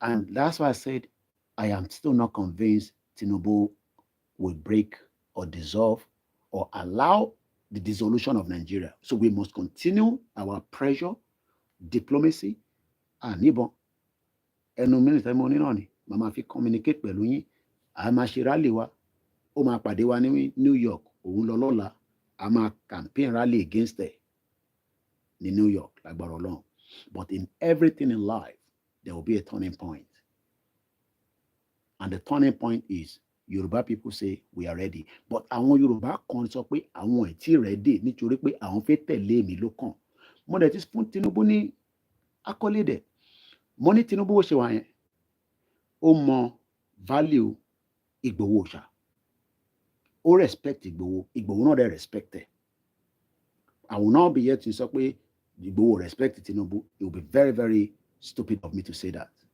as an educated man but èmi mọ̀ because I am in the back end Tinubu ó respect Ìgbòho náà dẹ̀ respect ẹ̀ I will not say more than that ọlọ́gbọ́n ló mọ ibi tí mo sọ̀rọ̀ dé yẹn but the fact is we are talking about a man that is there now and we see how it's going to happen. The turning point now was when the president of Indonesia, there was what they called a sort of way, East Timor wá bẹ̀rẹ̀ sí rí assistant láti àwọn tó jẹ́ bí diaspora wọn from Portugal, the Philippines and Australia. Ẹ mọ̀ pé area yẹn náà ní East Timor wà, that kind of region, and the Western countries. United States support for Indonesia, US, ten rí yẹn. Ẹ má kí n lọ sọ lé kí n má lọ complicate ọ̀rọ̀ bọ́ mi dára mi lẹ́nu. There will be a change of government next year. I'll keep that to myself for now in America. I'm ṣe election next year in November. I'm America wà mí báyìí. Moki Aziz, shout out to you, my brother. But my keep yẹn, mo gbọ́dọ̀ sọ yẹn jáde nísìn. I'm a capture yẹn ni. Ẹ jẹ́ n gbé yẹn sábẹ́ kù mi padà. But kí lẹ rò pé America fi stop support wọn fún Indonesia? Do you think that America can stop their support for Nigeria? Yes or no? Kí lẹ rò? Ǹjẹ́ rò lọ́kàn pé níjọ́ kan America lè stop support wọn fún Nigeria? Ẹ rò pé kò lè ṣẹlẹ̀? Mo kà wọ́n sí àwọn report tó ṣẹlẹ̀ nígbà tí àwọn Western country wọ́n ti ṣe bẹ̀bẹ̀. Anyway, let's move further. United States support for Indonesia ended and the US military pulled out of Indonesia following what? Civil unrest and protest. Civil unrest and protest. Koikimedia can stop a country from working. Kí lẹ rò pé America ṣe fẹ́ kọ́ the biggest embassy in Africa sí Lagos? We don't know. We see how things goes. But things are changing, and it's going to happen in our lifetime. Well, you can say that they will use it to exploit us, but in reality, we are better to first disconnect the cord. Kò sí bó ṣe lè bímọ lénìí, ẹ gbọ́dọ̀ disconnect the cord yẹn. The cord. That cord tó wà láàrin àwa àti Nàìjíríà. UK ò bá fẹ́ tó exploit wa, but at least we'll be running a new system. There's no system that is perfect.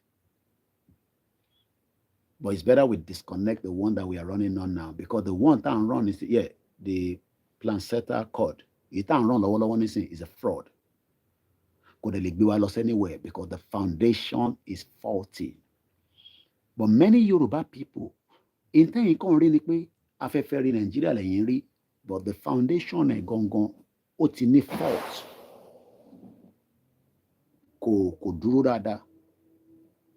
And àwọn empire, àwọn monarchy, not the empire. It is the British monarch, àwọn ló ṣiṣẹ́ yẹn.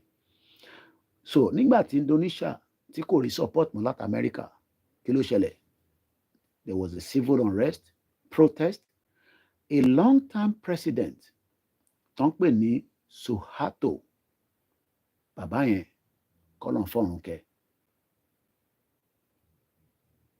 Suharto, Suharto, or Suharto, Soeharto, was an Indonesian army officer and a politician who served as the second and the longest serving president of Indonesia, widely regarded as a military dictator. Biba Abacha náà ni. Abacha náà was a military dictator. By international observer, Suharto, again Suharto, led Indonesia as an authoritarian regime from the fall of ease. Just like basically our African countries, for 30 years, 52 years, àwọn Gabon, and so much like that. So then what happened?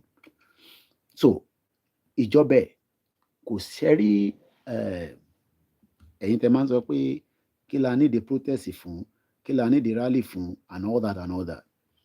It can collapse a government very fast. Without a gun, ní ìbọn. Tèrò bá pọ̀ dáadáa, tó ń ṣe ro 500, we are sọ pé bí i 5 million. Government yẹn máa collapse ni. Ìjọba àgbáyé ló máa sọ fún pé ọmọ, your people don't want you anymore. But Nigerians don't want that. Ẹ rò pé Peter Obi máa ní kẹ́ jáde kẹ́ lọ protest. Peter Obi interest is Nigeria. Atiku ò ní kẹ́ lọ protest. His interest is Nigeria. Peter Obi ní business in Nigeria. So the last thing he wants is for the operation of his business to stop. Atiku has a lot of business in Nigeria. The last thing Atiku wants is for his business to stop. So don't expect any kind of protest from any of them. At a try there. 2 hours. Kilo day. I'm waiting and was still there. Ẹ má bínú. But máa parí ilé. Mo fẹ́ gbé yín débi tí Indonesia ti rí independent wọn, East Timor.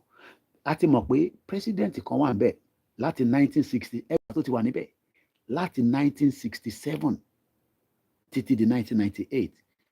Wọ́n ní alágbára mámẹ́rò, ìjọ kan. So ẹ̀yin tẹ́ ń fi pé Nàìjíríà ní agbára, ó ní kinní kan, yes, ní size, ní gbogbo tá à ń rí, but kò sí ìjọba tó lè wálẹ̀. Ìjọba bọ̀bọ́ì láti 1967 títí di 1998 fall from power. Wọ́n ló ṣe kí ni? It fall from power. Kí lẹ rò pé ó ṣe? He resigned. Ṣé rántí pé Babangida resign? Kí lẹ rò pé Babangida fi resign? Babangida resigned because there was pressure from every corner of Nigeria. No, Babangida ò tẹ̀ resign. Èdè kan tó lò ní pé I step aside because he had intention to come back. Bẹ́ẹ̀mi ṣe gbọ́ tó sọ fún mi nìyẹn. I don't know how true it was, but that was what I was told. Babangida used the word step aside because ó tún fẹ́ padà wá ṣe ìjọba alágbádá, just like bí Tinubu ṣe lọ gbé olórí burúkú Buhari àtẹ̀mọ́bí tó ti rí Buhari gan sẹ̀ ara àwọn agent British government. So Suwato tó ti wà níjọba, ìwọ tó ń sọ pé yẹn Koiki rọ́lẹ̀ ń pa ẹ lè ṣe nǹkan kan Yorùbá nation wo nígbà tí wìtìwìtì èrò bá jáde sí títì tí wìtìwìtì tí wọ́n ti fọ̀ sí tí wọ́n fi lọ ká olóyè mọ́lé ní July 1st because wọ́n mú tó fi wá pàdé wọn lẹ́kọ̀ọ́. Wọ́n gbọ́dọ̀ stop movement yẹn torí pé tá a bá dẹ́kọ̀ọ́ tí wìtìwìtì ń lọ tó lọ fúnjọ́ kan tá a kúrò lójú títì tó lọ fúnjọ́ kejì tó lọ ju rẹ̀kẹ̀dà.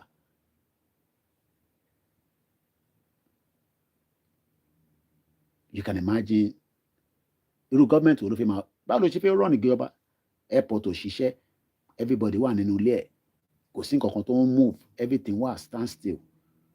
The government will eventually collapse. Ó máa collapse mi lórí. Èèyàn mélòó lẹ fẹ́ pa? Is it possible to just bring fighter jet and be bombing people on the could possible? So what did they have to do? Ẹ má jẹ́ kí Ìgbòho dé Lagos o, gbogbo ọ̀nà tẹ́ bá mọ̀ ẹ lọ attack ẹ̀ sínú ilé. Torí pé tó bá dé Lagos àtọmọ ọ̀tá àtẹni tó good àtẹni tó bad àwọn kan máa fi jalè àwọn kan máa fi ṣe different things will happen. Nǹkan pè ní kíní nìyẹn ṣàgbọ́n ní mo kà níbí báyìí civil unrest and protest. Àwọn kan máa fọ́ shop kò sí bá ṣe fi stop gbogbo èèyàn bẹ́ẹ̀ tó o lè wà láàrin àwọn kan fẹ́ já báàgì ṣé wọ́n ń já báàgì náà ló ṣòdì tẹ́lẹ̀ ni. So wọ́n mọ̀ pé our comment ṣe bẹ́ẹ̀ mi fly padà wá sí Nàìjíríà ni fún rally yẹn èmi ti wà London but I have to come back. So èèyàn kan tó wá ṣe ń bí mi nísìn pé níbo lèmi máa wà ẹ̀yin mọ plan táwa ní nígbà yẹn ni I don't have to give you all the details there online. So if you are asking me wait, am I going to be on the ground? Kí lẹ rò pé ó fi ṣẹlẹ̀ ní Lagos tá ń bọ̀ yẹn? If that Lagos was successful. Mo dẹ̀ sọ mọ́rọ̀ mo ní kódà ìjọ Saturday yẹn I was part of those that stopped pé kí chief pé a lọ sí Lagos mọ́. Chief wanted us to continue to move to Lagos. I told him personally that no way. Because I saw him the day he was attacked. At least I was probably maybe the 10th person that saw him eyes to eyeball after tó kúrò ní Soka. I had the privilege to see chief. Kódà àwọn kan ti announce mo ti kú ní abroad. Government gan rò pé ó ti kú. Àfìgbà tó gbọ́ interview tó ṣe fún BBC Pidgin ni wọ́n fi mọ̀ pé kò kú. Ìgbà yẹn ní Funaya ṣe bẹ̀rẹ̀ sí drafting tó fi sọ ní 10 o'clock. Because they thought he died. Ọ̀rọ̀ pé ó kú ẹ̀ làwọn gbé lọ pẹ̀lú ológbò tó gbé lọ. So let's come back again to East Timor. So for me to come back, it was going to be a very long ride. But there will always be another day. Lóyìnbó máa ń sọ. Bọ́dẹ̀ ni mọ̀já mọ̀sá la fi máa kíkanjú. Akíkanjú tó bá mọ̀ ọjà kí lọ́nà máa ń ṣe sí abọ́gun lọ. Ṣé fọkànbalẹ̀ ẹ jẹ́ ká ṣe máa bá ìrìn àjò yẹn lọ báyìí ní awareness and campaign. Àtúlọ ṣe kíni àtúlọ múra dáadáa. Ìbí gbogbo iná lẹ sọ pé Koiki kí ló dé tẹ́ ẹ ṣe kíní tẹ́ ẹ ṣe this tẹ́ fi ká yín mọ́lé oríṣiríṣi lórúkálukú ń sọ no problem. But for now àkọ́kọ́ tún fi ọ̀rọ̀ tí mo fi bẹ̀rẹ̀ yẹn àtún recapture ẹ̀ mo ní 30 years làwọn lè fi jà ogun gidi wọ́n gbé ìbọn jáde bára wọn jà àwọn ọ̀dẹ̀ níbọn but èrò crisis protest tàbá rù síta ìjọba náà máa fọ́ọ̀lù ni ṣe wá rò pé Tinubu fẹ́ irú nǹkan bẹ́ẹ̀ mò ń bí ẹ̀yàn ọmọ Yorùbá nísìn ṣe fi pé Tinubu máa fẹ́ irú nǹkan bẹ́ẹ̀ pé ká jáde rẹpẹtẹ ká gbéjọba wálẹ̀ torí pé ó mọ̀ yẹn mo ṣe pèdè kan lẹ́ẹ̀kan pé respect is reciprocal wọ́n mọ̀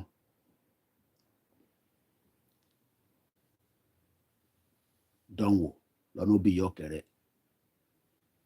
kí ni káwọn pẹ́ l'Àbújá bàbá wa ló l'Àbújá ni kí la fi máa lọ ṣe l'Àbújá a ti ń kọjá báńdìrì wa nìyẹn o ti kọjá orí omi nìyẹn Àbújá kọ́ Àbújá ni kí là ń ṣe l'Àbújá nígbà tá a bá lọ́ọ̀kì gbogbo Lagos State tẹ̀rí nǹkan kan ṣe ní Lagos State gọ́ọ̀mẹ̀ntì náà máa collapse ni ṣé mo yẹ kọ̀ǹténà tó ń wọ Lagos State lápapà èmi ní mo ní tẹ̀ mí lápapà mo ní more than 200 of them ṣé ẹ mọ yẹ kọ̀ǹténà tó ń dá ẹ mọ yẹ ship rather tó ń land sí inú àpapà yẹn wọ́n máa ń kí lórí omi nì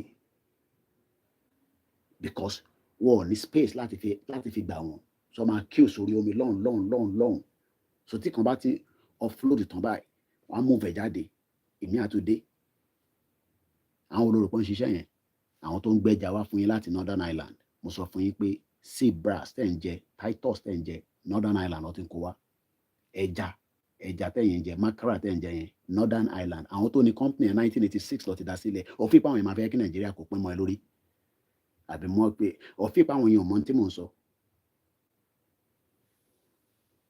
orí omi tiwa dẹ̀ lọ fi mẹ́kọ̀ owó ẹja Ondo State. So a lot of you don't know what is going on behind the scene. Shipping kìíní fún ara ẹ̀ na cartel. Ẹ̀yin sọ̀rọ̀ drug. Shipping line cartel gidi ní tẹ́ ẹ̀ bá mọ̀. Àwọn ìtàlódé ló wà lẹ́yìn ẹ̀.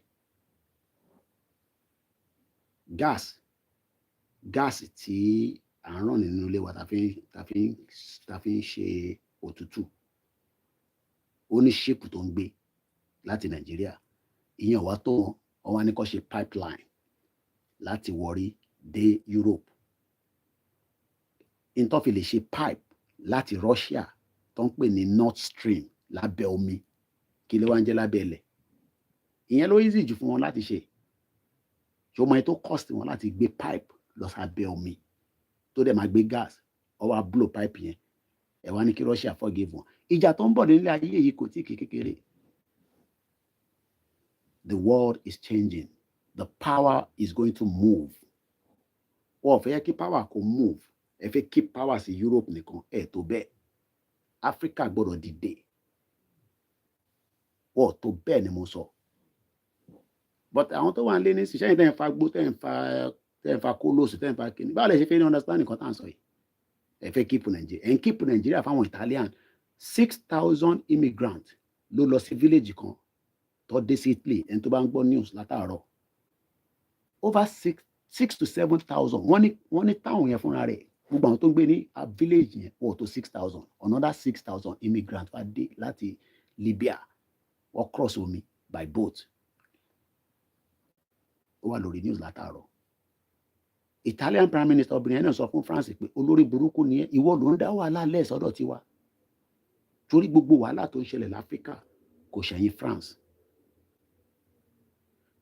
Wàhálà gidi ń bọ̀ láyé táwa yó ẹni bá kàn ló mọ̀ bọ̀ kọ́lọ́n bẹ lédùmarè kó tètè yọ àwa kúrò ní wàhálà yẹn bọ̀ wàhálà tó fẹ́ dé gangan ni pé the world is changing astrologically everybody knows that àwọn sẹ̀lẹ̀ rí KICC rí gbogbo wọn ti rí nínú ẹ̀mí on the spiritual realm bó wọ́n fẹ́ jẹ́ ká lọ ìrọ̀lẹ́ lẹ́pa Nàìjíríà máa pín bẹ́ẹ̀ bẹ́ẹ̀ kọ́ ẹ jẹ́ ká padà sórí bọ̀bọ̀ yẹn nígbà tí wàhálà yẹn pọ̀ president tó ti wà ń bẹ̀ láti 1967 títí dé 1998 Suharto ìwọ náà ló lọ Google ẹ̀ SUHARTO resigned as the president of Indonesia on the 21st of May 1998 àwa ti ń prepare fún democracy fraud tá à ń ṣe lọ́wọ́lọ́wọ́ nísìn but following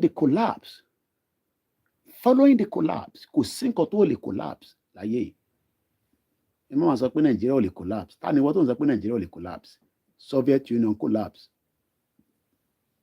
ta ni wọ́n tó máa ń sọ fún mi pé Nàìjíríà ò lè collapse ó ti kàwé débẹ̀ ní lọ́ka kó lọ rí risk lọ́wọ́ history tó ti ṣẹlẹ̀ láyé yìí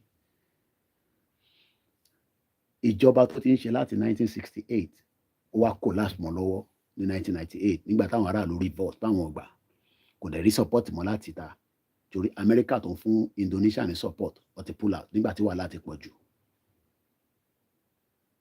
bẹ́ẹ̀ ni empire sọ pé astrologically and spiritually the world is changing right in our eyes. Welcome to the age of Aquarius. Mo ní bàbá kan pàdé mi ni ọmọ Monsurat ni astrology ni ọ̀rọ̀ 20 years ago. Kò ń ṣe pé ó ń really sọ àwọn kan báyìí tí mò ń ṣe nísìnyí o, but ẹ mọ̀ pé àjọ ń ṣe plumber káàkiri London ni mi ni máa ń wa van. Astrology ni.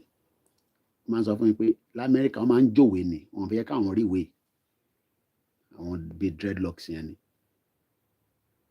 So things are changing and it's changing very fast. So we all have to prepare for a bumpy ride. We will get to where we are going, but it's going to be a bumpy ride. And we pray there'll be minimum catastrophe. But pé kò ní sí catastrophe, èmi ò lè jókòó sí ìgbà kí n sọ pé kò ní sí o. Based on what I am seeing around the world, kò ń ṣe pé Nigeria nìkan. I'll be very stupid to tell you that kò ní sí catastrophe. But we must exhaust every diplomacy that we can.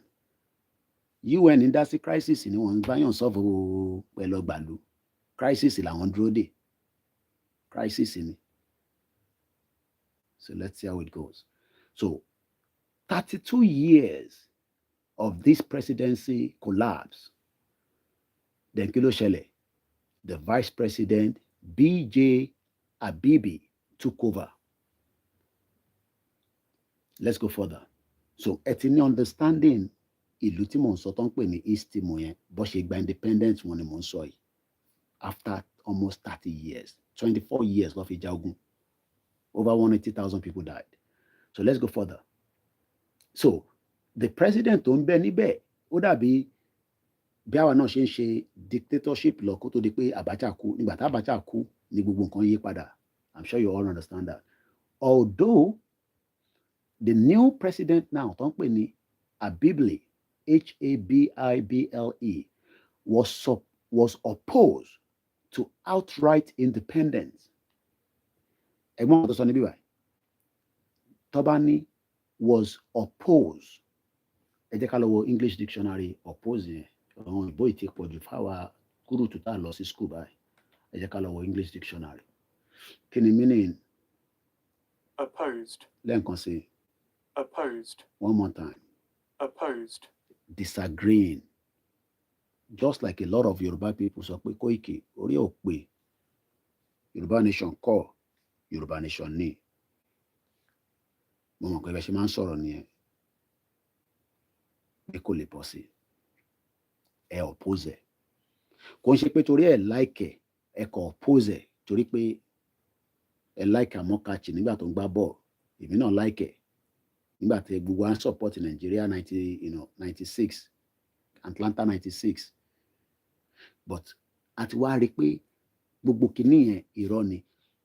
Ẹni tó bá follow mi dáadáa títí dé TikTok, mo post ẹ̀ sórí TikTok. Ẹ máa wonder pé níbo ni mo ti máa ń ráwọn nǹkan tí máa ń rí. Mo sọ fún yín pé mi ní international media yín. Wọ́n pẹ̀lú kan ní Tonga. Mo mọ bí tí mo sọ̀rọ̀ dé lórí Istimo. Mo kàn fẹ́ mẹ́mí lọ sí nígbà tí mo kàn jókòó sórí news. Mo wá rí tán show wọ́n play rugby lọ́wọ́ nísìnyí àwọn tó wà ní France World Cup. Mo wá rí Ireland versus Tonga. I'm sure some of you have seen the post already lórí Facebook, Twitter, Instagram àti YouTube community mi. Ẹni tó bá rí ẹ follow me back to back nìyẹn. A jẹ́ pé tí bá wá live nìkan lẹ́kàn rí nǹkan tí mò ń ṣe. We are working day and night láti fún ọmọ Yorùbá ní exposition in tẹ́ẹ̀mọ̀. Ẹni tó bá ṣe jẹ́ pé ẹ̀ṣẹ̀ ń gbọ́ Tonga yẹn nísìn, á jẹ́ pé ẹ follow me back to back. Torí mo ti rí pé mo lè máa post náà sórí TikTok pẹ̀lú write up àti picture, not just video. Gbogbo population Tonga yìí kábíyèsí Elédùmarè Ọlọ́run ọba o. Wọ́n 200,000. Nígbà tí mo rí ẹ mọ̀ mo rí Island, mo rí Wales, mo wá rí Ireland and Tonga. Àwọn méjèèjì máa jọ ọ máa play. Bí ọ̀tẹ̀ ti play ni wọ́n ń show scores. Ẹ mọ̀ pé táwa bá dẹ̀ ń follow news, irú èmi tí mo ń ṣe self-determination, n tí máa fẹ́ pick ni pé ìlú tí mo bá mọ̀ dáadáa, màá sáré lọ Google ẹ̀. Mo wá rí Tonga, tó bá fẹ́ mọ spelling ẹ̀, Tonga. Ní UK ní bíbá sọ pé Tango Oscar November Golf Alpha. Tonga. Jẹ́ n ṣàlàyé fún ẹ díẹ̀ ká tó padà sórí ìstìmọ̀. Kó lè bá jẹ́ kí inú máa bí ẹ. Number 1, passport wọn is number 45 in the world. Passport in Nigeria is number 98. Ìlú wo ló fẹ́ láàrin méjèèjì? Tó bá jẹ́ pé wọ́n ni, èmi. Ṣé kò jẹ́ kí Nigeria náà máa play rugby? Kí ló ṣe tá lè play rugby? Tá a bá tẹ̀ jẹ́ pé sport tá à ń ṣe ni, a máa train àwọn èèyàn ní, ṣèbí exercise ni. Àwọn tó bá dẹ̀ jẹ́ pé a máa lọ increase weight wọn, àwọn tó máa jẹ̀bà. Mo tẹ̀lé àwọn kan náà tó ti ń ṣe skit máa jẹ pounded yam 3 lójú títì lọ́nà Woolwich. Ọba ẹni tó bá win máa fún 1,000. Mo ṣe rí yẹn lórí TikTok ni. How can a country like Tonga, tí UK fún independent ní 1970, UK wá sọ fáwọn pé ká má gba independent? Ṣe rí pọ́rọ̀ yẹn, ìgẹ́ta síbi. UK ló fún wọn ní independent ní 1970. Tonga, olùgbọ́ lẹ́nu mi yẹn tó bá gbọ́ rí. Tonga, G for gold ni o, àbí G for goat. Ṣe rí pé the reason why somebody like us just hype up quickly. Ibo làwọn ìlú jágbajàgba, mo tẹ̀lé sọ pé ibo làwọn ìlú kéékèèké wa táwọn sọ fáwọn Yorùbá à ní right láti gba independent ká kó sínú Nàìjíríà. Ṣe rí pé ìgẹ́ta síbi jẹ́ ń kà fún ẹ. Population wọn is 105,000. I'm still not tired. Mo ti sùn díẹ̀ lọ́sàn-án yìí. Ẹ̀wọ̀n pé tí wọ́n bá dẹ̀ sùn lọ́sàn-án, òun yẹn, but a máa parí ètò anyway tí bá ti parí ìstìmọ̀ yẹn. Let me quickly give you the background of Tonga rather. Tonga is a Polynesian kingdom of more than 170 South Pacific islands. Many of them are uninhabited. Kò ṣe gbé ló ń pè bẹ́ẹ̀. Tá bá sọ pé bí kan uninhabited, bí island ni kò tí wọ́n ti develop. Inú igbó ló ṣì wà. Àwa dẹ̀ ti wà develop. Most lined with white beaches and coral reefs, and they are covered with tropical rainforest. Àwọn monkey ńláńlá máa wà níbẹ̀. Àwọn anaconda ejò tó lè swallow èèyàn, tó lè lọ ẹ mọ́lẹ̀. Àwọn ibẹ̀ ló máa ń wà rainforest yẹn, kò sí ibẹ̀ yẹn tútù. Inhabited. The main island is called Tongatapu. It's protected by lagoon and limestone cliff. It is the home to the rural capital of Nukualofa, Nukualofa. No, Nukualofa, as well as beaches, resorts, plantation. Kódà mo Google ẹ̀ débi pé kí ni wọ́n produce ìgbọ́n tó fi ń rówó. Mo post ẹ̀ sórí social media. Population 106,017 as at 2021. 106,017. Work 120,000. Work with 110,000. Wọ́n wá ń kọ́ àwọn tíìmù wọn tó ń play rugby about almost a day journey. Wá sí France, wá play World Cup. Ìwọ tó dẹ̀ jẹ́ ọmọ Nigeria. Do you know that you cannot travel to France if you don't have a Shanghai visa? Even if you're going on a transit, you're not even up to my village.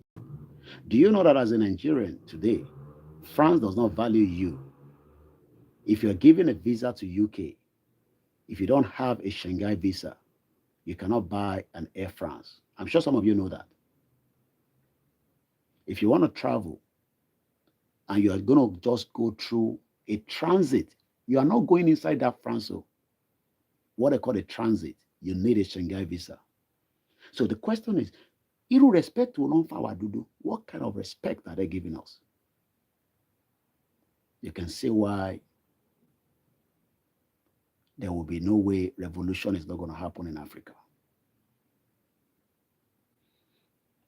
They have their dialing code +676. They drive from the left-hand side. Yami comfort me, not even up to the local government in Ondo State. Sorry, I'm not bringing anybody in. This program will end at 1:30 precisely. Their currency is called Tongan Panga. And when I looked up to this and I asked myself, Tonga, officially the Kingdom of Tonga, is an island population in Polynesia, part of Oceania. The country has 171 islands, of which 45 are inhabited. Inhabited.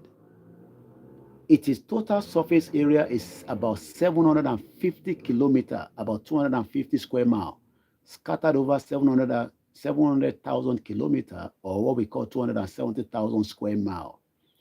In the Southern Pacific Ocean, as of 2021, according to Johnson's Tribune, Tonga has a population of 104,494, 70% of whom reside on the main island Tongatapu. The country stretches approximately 800 kilometers or 500 miles the north-south. It is surrounded by Fiji, Wallis, and Futuna to the northwest, Samoa to the northeast, New Caledonia and the Vanuatu to the west, Niue, the nearest foreign territory, to the east, and Kandadak, New Zealand, to the southwest. Tonga is about 1,800 kilometers or 1,100 miles from the New Zealand. That means you can drive from there to New Zealand. Tonga is a member of Commonwealth, just like Nigeria is a member of Commonwealth. Mo visa on wá sí UK. Maybe I should check. Tonga was first inhabited roughly 2,500 years ago by Lapita civilization, Polynesian settlers who gradually evolved a distinct and strong ethnic identity, language, and culture as the Tonga people. How do we identify a Yoruba person? Ṣé English tí mò ń sọ ni àbí Yorùbá? Ṣé aṣọ òfì tí bá wọ̀ tí mo dé fìlà àgbẹ̀tẹ̀jì ṣàtìyẹ yín àpò Yorùbá tèmi gẹ́tà síbi ìyẹn tó máa ń sọ pé àbí àbàtà ajá. This is the reason why we must tell our people that being in Nigeria is holding our identity, our culture. Kí ni mo kà tán ní gbogbo bíbá ẹni sìn?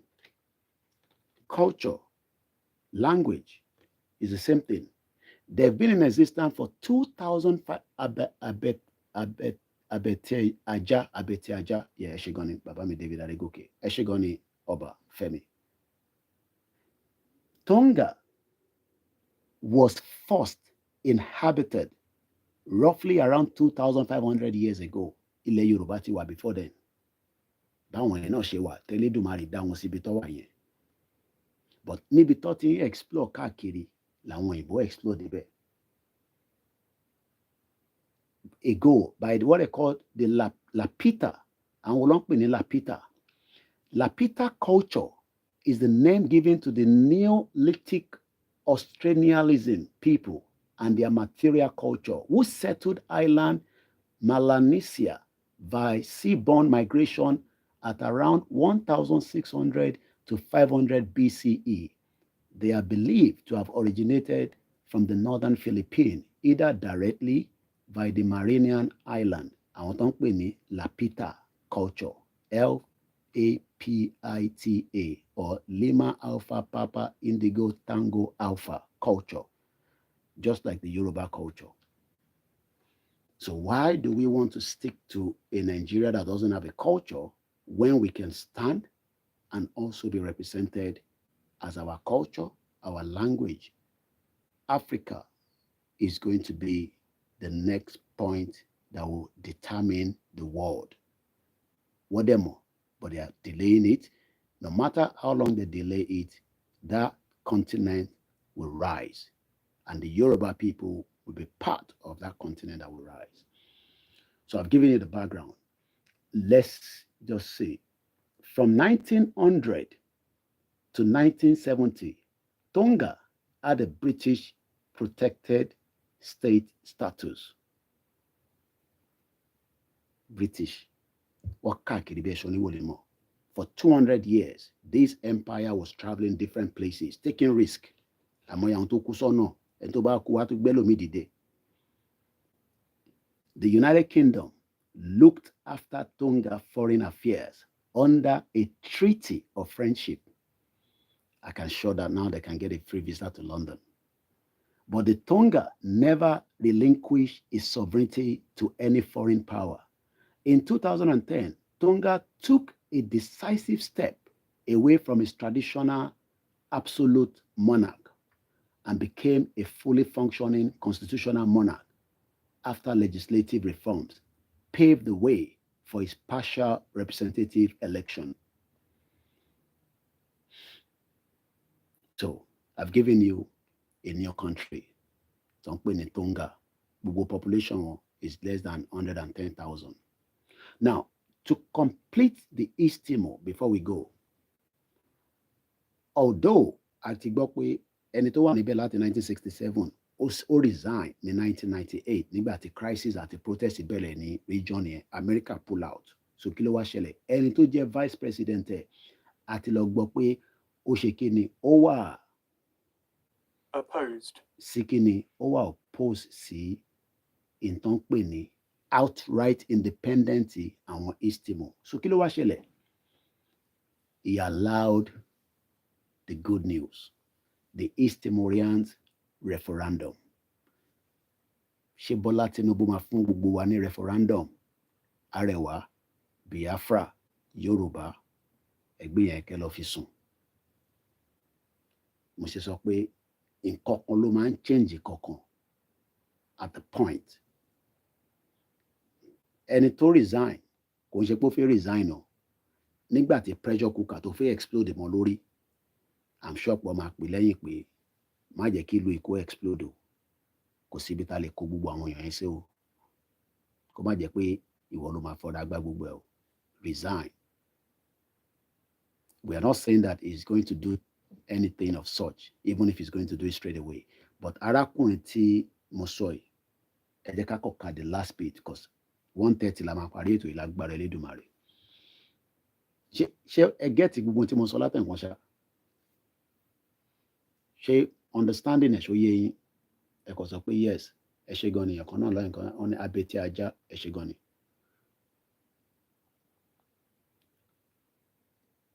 Ó yé yín díẹ̀. All right. So like I said, Tinubu has what ẹrù tó wà lórí Tinubu ìyẹn ṣe sọ pé only Almighty Allah ló lè bá gbé. Àwọn north ò fẹ́ kí Tinubu pín Nàìjíríà o. Ẹ má ní mi mo sọ fún yín o. The northerners ò fẹ́ kí Tinubu pín Nàìjíríà o. Ṣe tiẹ̀ tán kó dá padà ní o. Òun ni agreement tó wà nílẹ̀ o. But Tinubu lè yí mọ́ wọn lọ́wọ́. Ọmọ lódò ọdẹ. Mo like ẹ̀gbọ́n yẹn l'Amẹ́ríkà. Ẹ bá ń wá nọ́mbà ṣe yìí.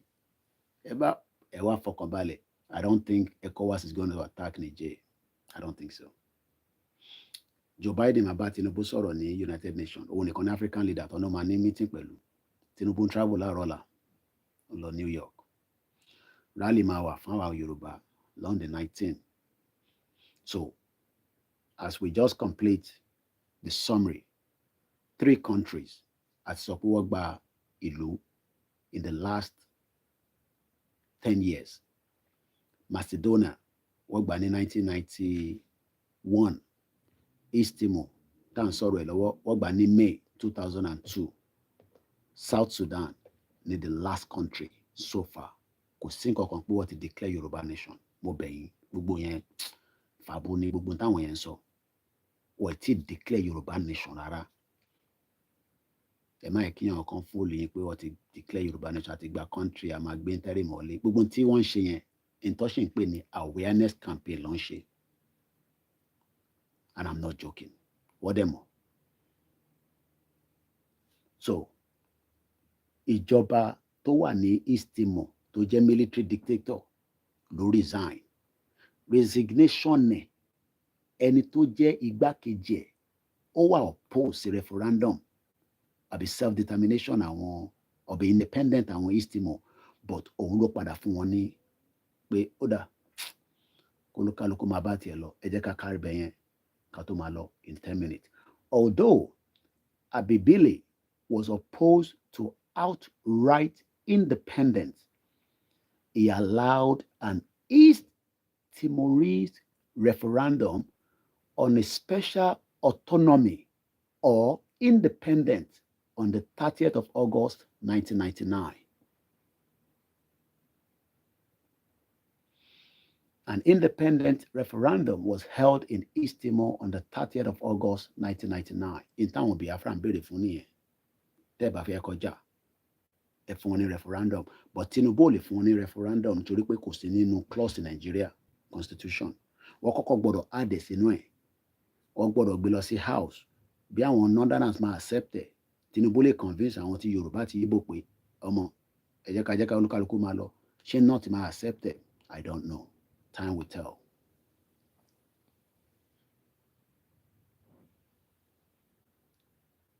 No, ìyàwó Tinubu ló dé America o, Tinubu ò ti dé America o, ọ̀la ló ṣe ń lọ. Rẹ̀mí Tinubu ló wà l'America. So, àwọn mélòó ló wá vote fún ló accept referendum?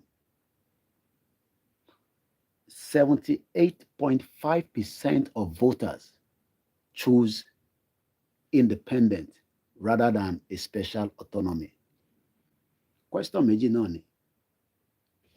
Do Yoruba people want to be in Nigeria? Yes or no? Ẹ fún wa ní referendum and let's give it a go. Ẹ ṣe the same thing pẹ̀lú Biafra and let's see how it goes. But firstly, referendum. Àwọn tó kàwé 1999 constitution bàbá 419 ni wọ́n. Bí ṣe gbọ́ gan wọn náà bá sọjọ́ gan fúnra rẹ̀ gan kò rí constitution yẹn nígbà tó ń sọ èyí ní 1999. And 1999 làwọn ilé tí ń béèrè fún referendum after 30 years. So ṣe rí pé kò ń ṣe pé ó ti pẹ́ tó gbàlú wọn 21 years ago bá ṣe sọ, but it was a lot of work. Ẹ̀dẹ̀ rántí pé ní gbogbo ìgbà tá à ń sọ yìí, ìdí tó ṣe pa àwọn èèyàn tó pọ̀ tó yìí because kò sí this kind of communication. Bí kankan bá ṣẹlẹ̀ ní Kòròdú padà lálẹ́ yìí nísìn, bí ilẹ̀ ṣe ṣú tó yìí, fídíò kékeré kan lè jáde. Bí kankan bá ṣẹlẹ̀ nílẹ̀ Ìgbò, fídíò á jáde. It is because the technology tá à ń lò nísìn. All you just have to do is just send it to one person on WhatsApp. Boom, ó ń rìn lọ nìyẹn. So there is no way that any government lẹ́ni ní Africa can kill as many people like that. But níjọ́ náà long advantage pé kò sí technology, they were able to massacre many people.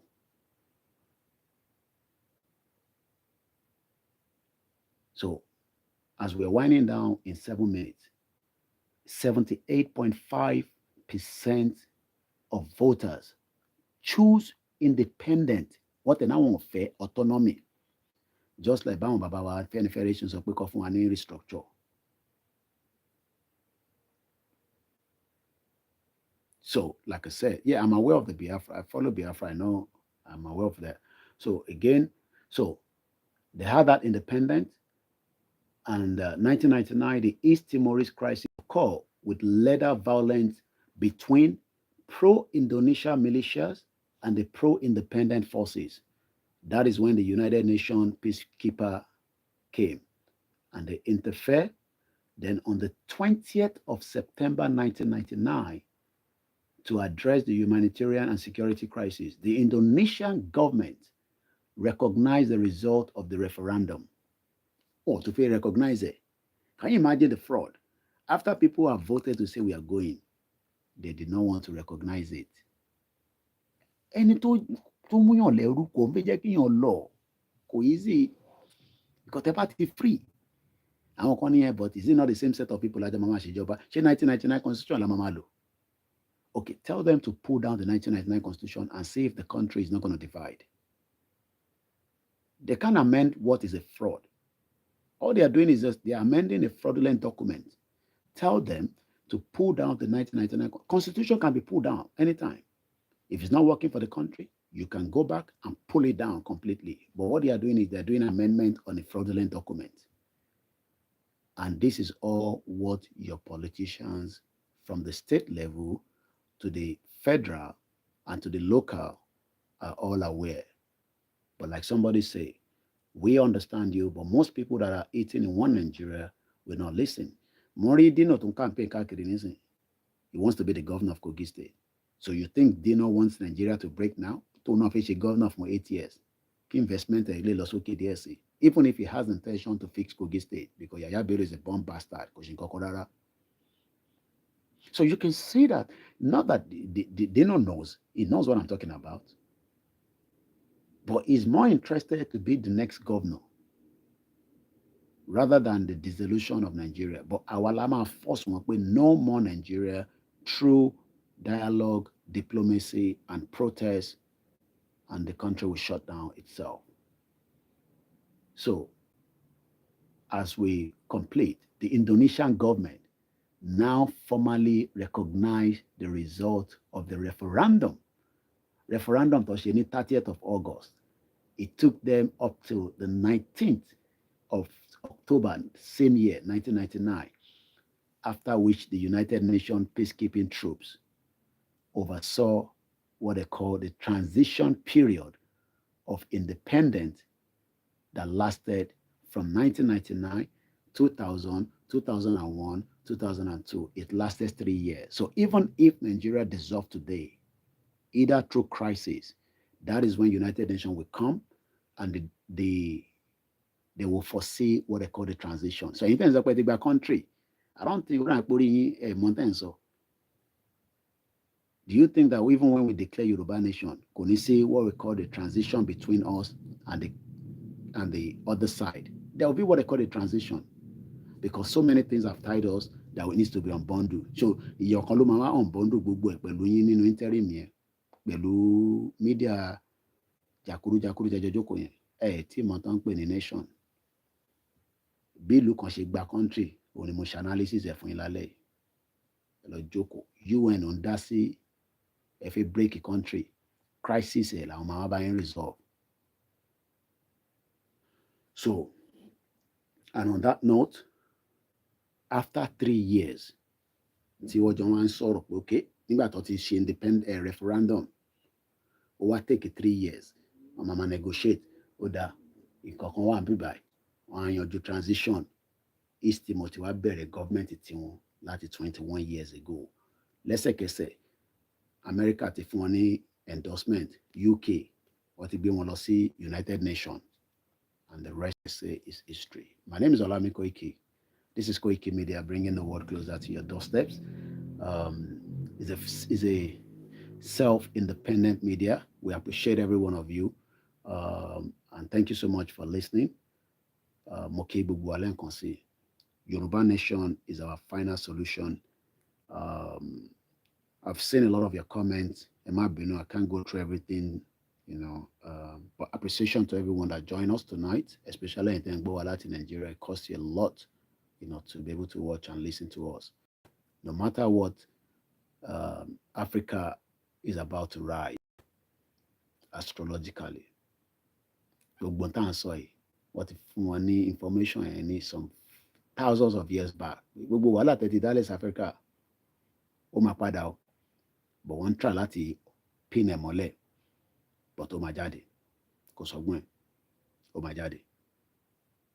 Ó kọ́ ẹ pé ọ̀nà tó fẹ́ gbà jáde ni kí Elédùmarè kó jẹ́ kó easy. Àfẹ́ tàjẹ̀ sílẹ̀ púpọ̀, àdẹ̀fẹ́ kí a rí kú àwọn ọmọ kéékèèké nílẹ̀ Yorùbá. But whatever it is, everybody knows. Tó bá ń wo glasses wọn, àwọn òyìnbó yìí, àwọn people ti fẹ́ jáde, wọ́n ti fẹ́ bọ́. Gbogbo àwọn tó lọ sí Italy, tó lọ claim asylum, Cameroon, this, that, nílùú tó ní gbogbo nǹkan. But ọbẹ̀ Elédùmarè á yọ wá náà. Mo kí Gbòho, mo kí Bàbá Akíntóyè, mo kí gbogbo èèyàn wa lórí TikTok. Mo kẹ́yìn first people that's enjoying one. If you don't know me before, you can watch all of my videos. I've done so much in 3 years.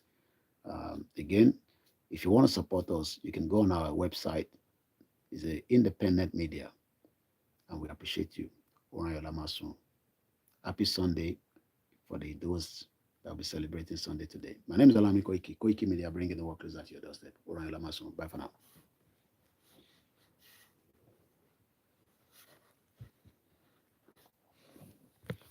Okay,